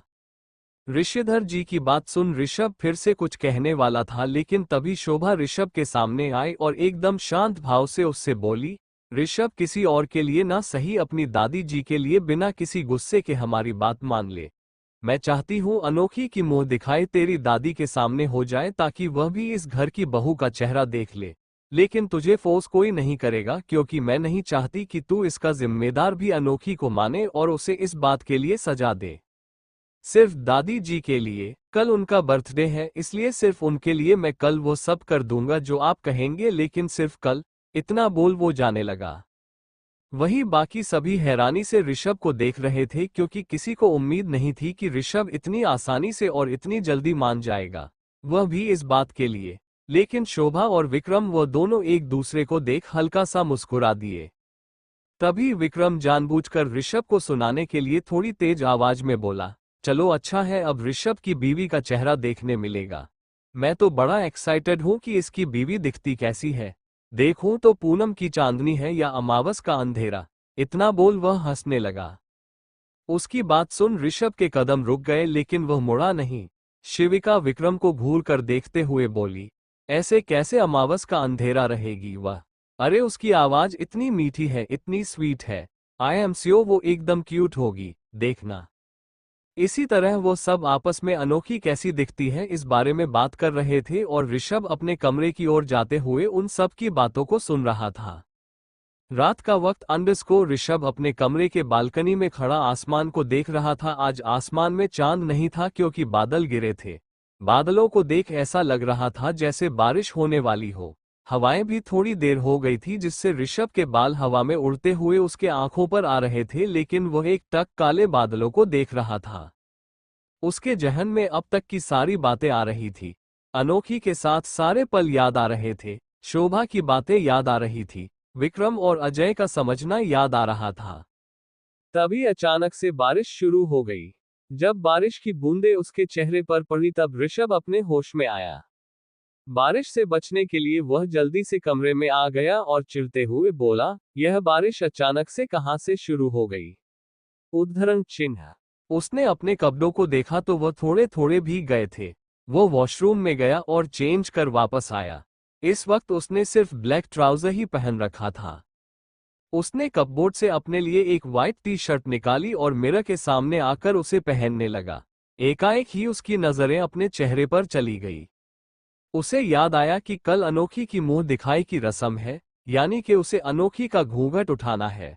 ये याद आते ही उसे घूंघट से नजर आते अनोखी के होठ याद आ गए, जो उसके सामने आने पर डर से कांपते थे, रोने की वजह से लाल हो जाते थे, दर्द होने की वजह से कसकर बंद हो जाते थे, उदास होने की वजह से मुरझा जाते थे, कंफ्यूज होने की वजह से पाउट में बदल जाते थे और खुश होने की वजह से उन पर मुस्कुराहट आ जाती थी।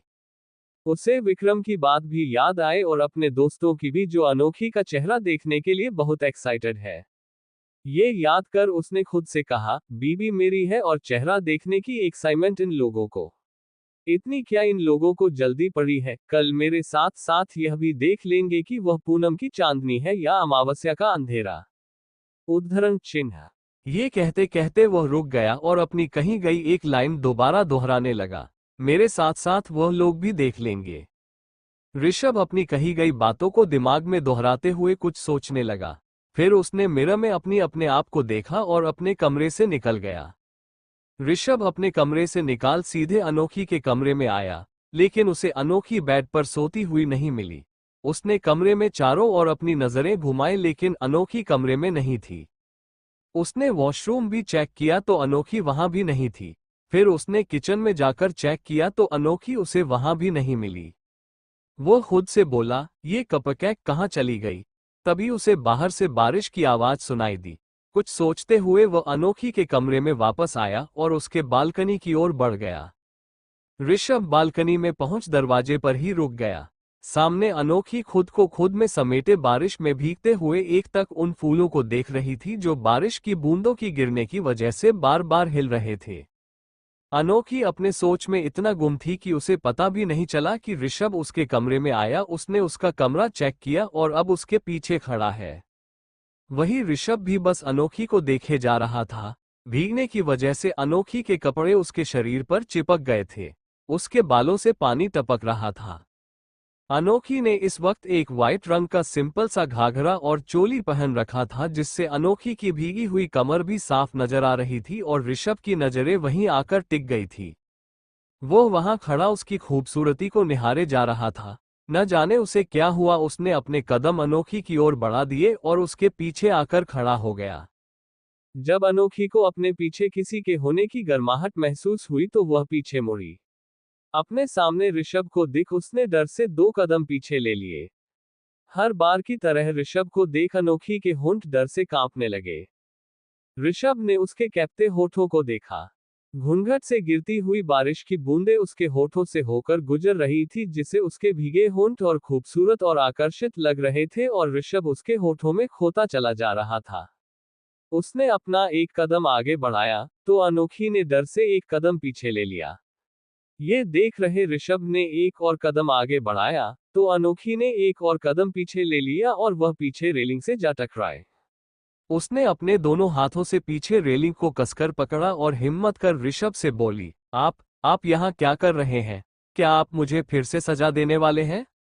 अनोखी की आवाज भी कांप रही थी। वही ऋषभ एक टक अनोखी के हिलते हुए होंठ को देख रहा था। उसने उससे पूछा, किस बात की सजा? कल की होने वाली रस्म के लिए। मैंने उनसे कुछ नहीं कहा। आप वो रस्म मत करना। मुझे कोई दिक्कत नहीं है। मैं ऐसे ही घूंघट में रह लूंगी, हमेशा। कभी कोई शिकायत नहीं करूंगी। अनोखी डरते हुए बोले जा रही थी। उसे सच में बहुत डर लग रहा था क्योंकि ऋषभ जब जब उसके पास आया तब तब उसने उसे दर्द ही दिया था। जब जब ऋषभ को ऐसा काम करना पड़ा जो वो नहीं करना चाहता था, तब तब उसने अनोखी को उस बात के लिए सजा दी थी। इसलिए अनोखी ऋषभ को देख इतना डर रही थी। उसकी बातें सुन ऋषभ को एहसास हुआ कि सच में अनोखी के मन में उसके लिए कितना डर बैठा है। यह महसूस कर न जाने क्यों ऋषभ को अच्छा नहीं लगा। उसे अपने सीने में एक दर्द महसूस होने लगा। उसने अपनी एक उंगली अनोखी के हिलते होठों पर रख उसे शांत कर दिया और उसके चेहरे के करीब आकर बोला, अब एक और शब्द नहीं। मैं तुम्हें दर्द नहीं देने आया हूं, इसलिए डरो मत। अपने होठों पर ऋषभ की उंगलियों को महसूस कर अनोखी एकदम चुप हो गई। उसे चुप देख ऋषभ ने अपने दोनों हाथ अनोखी के चेहरे की ओर बढ़ाए और उसके घूंघट की जोर को पकड़ लिया। चैप्टर 30 ऋषभ ने अपनी एक उंगली अनोखी के हिलते होठों पर रख उसे शांत कर दिया और उसके चेहरे के करीब आकर बोला, अब एक और शब्द नहीं। मैं तुम्हें दर्द नहीं देने आया हूं, इसलिए डरो मत। अपने होठों पर ऋषभ की उंगलियों को महसूस कर अनोखी एकदम चुप हो गई।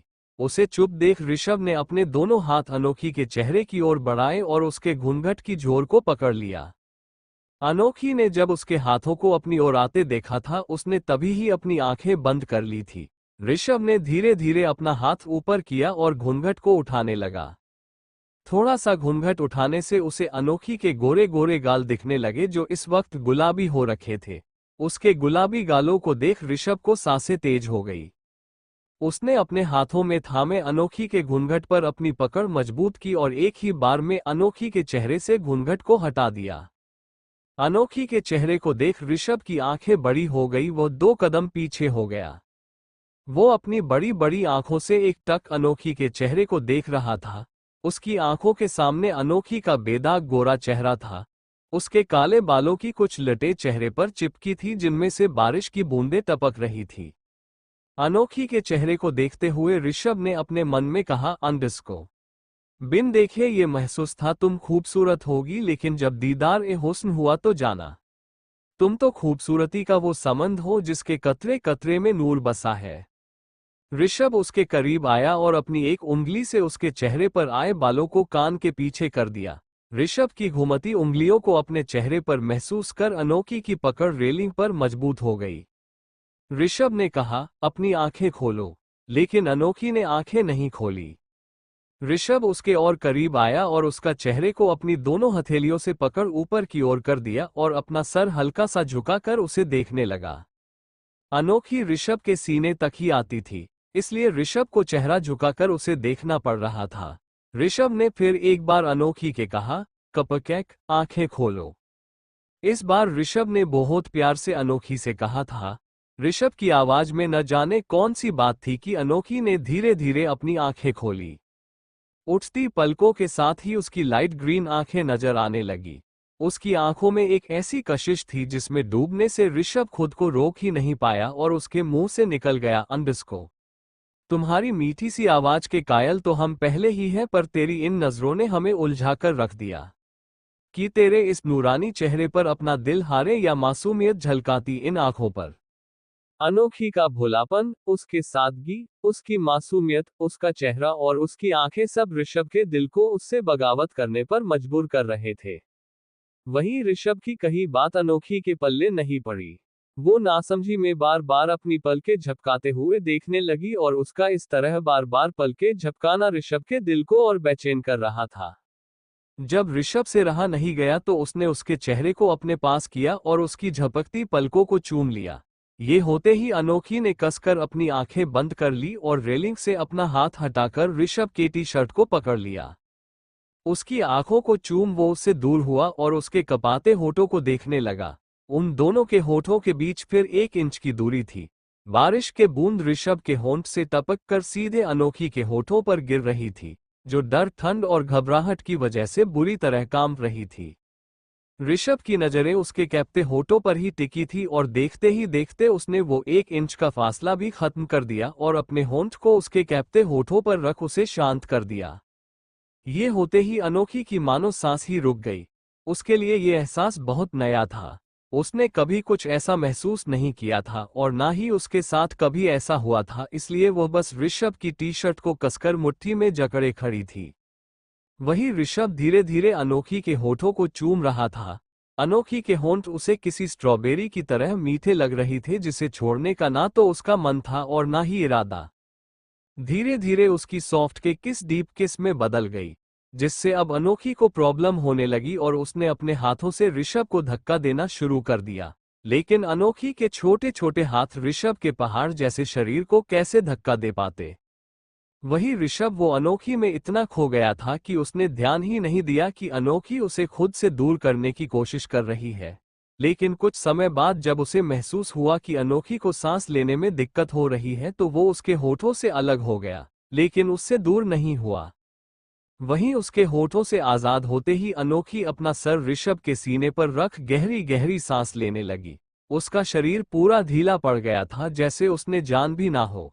अगर ऋषभ ने उसकी कमर को पकड़ना होता तो अनोखी कब का जमीन पर गिर चुकी होती। उसकी यह हालत देख ऋषभ के होठों पर छोटी सी मुस्कुराहट आ गई। उसने अपने मन में कहा, एक छोटी सी किस में इसकी ये हालत हो गई, अगर इससे आगे बढ़ा तब क्या होगा इसका। वहीं दूसरी ओर अनोखी का चेहरा पूरा लाल हो गया था, कुछ सांस न लेने की वजह से और कुछ उस एहसास की वजह से जो अभी अभी ऋषभ में उसे दिया था, जिसे समझने में वह असमर्थ थी। इसलिए उसने इस बात का यही नतीजा निकल लिया कि ऋषभ इस तरह से उसे सजा दे रहे हैं और उसकी आंखों में आंसू आ गए। कुछ देर तक अनोखी ऋषभ की सीने पर सर टिकाए रोते हुए अपनी सांसों को संभालने की कोशिश कर रही थी। जब ऋषभ के कानों में अनोखी के रोने की आवाज पड़ी तो उसने झट से उसका चेहरा ऊपर किया और उससे पूछा, अब क्या हुआ कपकैक, तुम रो क्यों रही हो? मैंने तो तुम्हें दर्द भी नहीं दिया। आपने दिया है, आपने लगभग मुझे मार दिया था। मुझे सांस नहीं आ रही थी, अगर मैं मर जाती तो, अनोखी ने रोते हुए मासूमियत से कहा। उसकी बात सुन ऋषभ खुद को हंसने से रोक नहीं पाया और वह जोर से हंस पड़ा। उसे हंसना देख अनोखी का रोना और बढ़ गया। उसे लगा कि ऋषभ उसका मजाक उड़ा रहा है, उस पर हंस रहा है, इसलिए उसने अपनी नजरें झुका ली। ऋषभ उसके माथे को अपने माथे से जोड़ लिया और अपनी नाक को उसकी नाक से टच करते हुए बोला, ऐसे कोई नहीं मारता, समझी तुम? अगर ऐसे किसी की जान चली जाती तो अब तक दुनिया की सारी बीवियां मर गई होती। लेकिन अनोखी ने फिर भी नजरें उठाकर उसे नहीं देखा। उसे अभी भी यही लग रहा था कि ऋषभ ने उसे अभी थोड़ी देर पहले सजा ही दी थी और अगर वह कुछ और बोलेगी तो ऋषभ उसे और सजा देगा, इसलिए वो चुपचाप खड़ी रही। उसे चुपचाप खड़ा देख ऋषभ कुछ सोचने लगा। वो उसके कान के पास झुका और एक खुमारी के साथ में बोला, ये तुम्हारी सजा ही है। तुम क्यों ऐसे अकेले बारिश में भीग रही थी? तुम्हें सिर्फ मेरे साथ बरसात में भीगने की इजाजत है और अब यहाँ से चलो, नहीं तो बीमार पड़ गई तो कल की पूजा कैसे करेंगे हम? तुम्हें पता है ना, कल मेरी दादी जी का बर्थडे है। इसलिए अच्छे से रेडी होकर कल आना और हाँ, घूंघट वापस लेना। एक और बात, किसी को यह मत बताना कि मैं आज रात यहाँ आया था और मैंने तुम्हारा घूंघट पहले ही उठा दिया, समझी तुम? उद्धरण चिन्ह। ऋषभ की आवाज में हक के साथ साथ एक धमकी भी थी, जिसे सुन डर से अनोखी ने जल्दी जल्दी अपना सर हाँ में हिला दिया और ये देखकर ऋषभ मुस्कुरा दिया। ऋषभ उससे दूर हुआ और अनोखी को अपनी बाहों में उठा लिया। कमरे के अंदर आकर वो उसे वॉशरूम की ओर ले लगा। अनोखी ऋषभ के टी शर्ट को कसकर पकड़े आंखें बंद किए हुए चुपचाप उसकी बाहों में थी। वॉशरूम में आने के बाद ऋषभ ने उसे जमीन पर उतरा और बोला, जल्दी से फ्रेश हो जाओ और चेंज करके सो जाना, क्योंकि कल सुबह जल्दी उठना है। इतना बोल वो जाने लगा, लेकिन फिर वापस अनोखी के पास आया और उसकी गाल पर एक छोटी सी किस कर बोला, गुड नाइट कपकैक। इतना बोल चला गया। अनोखी अपने गाल पर हाथ रख उसे हैरानी से जाते हुए देख रही थी। ऋषभ को पता था कि अनोखी उसे ही देख रही है, इसलिए उसके होठों पर बड़ी सी स्माइल आ गई। ऋषभ के जाने के बहुत देर बाद तक भी अनोखी उसी तरह अपने गाल पर हाथ रखे खड़ी थी। जब बाहर बिजली कड़कने की आवाज आई तब अनोखी अपने होश में वापस आए। उसने जल्दी जल्दी चेंज किया और आकर बेड पर लेट गई। उसने पूरी तरह खुद को कंबल में छुपा लिया। बाहर जब दोबारा बिजली के कड़कने की आवाज आई तो बिजली के साथ साथ अनोखी भी कांप गई। आसमान में बिजली का कड़कना बढ़ता जा रहा था और साथ ही साथ अनोखी का डर भी। उसने डर से अपने दोनों कानों पर हाथ रख लिया, लेकिन फिर भी उसे बिजली के कड़कने की आवाज सुनाई दे रही थी। डर से उसके माथे पर पसीने की बूंदें आ गई। जब उसका डर उससे सहा नहीं गया तो वो बेड से उठी और अपने कमरे के बाहर चली आई। उसने हॉल में आकर देखा, वहां कोई नहीं था। उसने एक नज़र फर्स्ट फ्लोर पर रिया के कमरे की ओर देखा, फिर सीढ़ियों की ओर देखा और फिर अपने पैर की ओर। तभी बिजली फिर कड़की और अनोखी शोभा के कमरे की ओर चली गई। शोभा अपने कमरे में सो रही थी, तभी उसे किसी के दरवाजा खटखटाने की आवाज आई, जिससे उसकी नींद खुल गई। उसने उठकर खुद से कहा, इतनी रात को कौन आया है? सब ठीक तो है ना? उसने जल्दी से दरवाजा खोला। सामने अनोखी खड़ी थी जो डर से कांप रही थी। अनोखी को इस हालत में देख शोभा चौंक गई। उसने सबसे पहले अनोखी के पीछे देखा। उसे आसपास कहीं ऋषभ नजर नहीं आया, क्योंकि अनोखी को इतना डरा हुआ देख शोभा को लगा कि शायद फिर ऋषभ ने कुछ किया है। लेकिन जब उसने आसपास ऋषभ को नहीं देखा तो उसने अनोखी से पूछा, अनोखी क्या हुआ बेटा, तुम इतनी डरी हुई क्यों हो? अनोखी कुछ कहती उससे पहले ही एक बार फिर जोरदार बिजली कड़की और अनोखी में डर से शोभा का हाथ कसकर पकड़ लिया। उसके डर को भाप शोभा ने उससे पूछा, तुम्हें बिजली से डर लगता है? उसकी बात सुन अनोखी ने जल्दी जल्दी हाँ में अपना सर हिला दिया। शोभा उसका हाथ पकड़ कमरे के अंदर लाते हुए बोली, अच्छा ठीक है, तुम आज रात मेरे साथ सो जाना। उसने अनोखी को बेड पर लेटाया और कंबल उड़ा दिया और उसके बगल में आकर लेट गई। अनोखी की चुपचाप लेटी थी, लेकिन जब जब बिजली कड़कने की आवाज आती तो डर से शोभा का हाथ पकड़ लेती।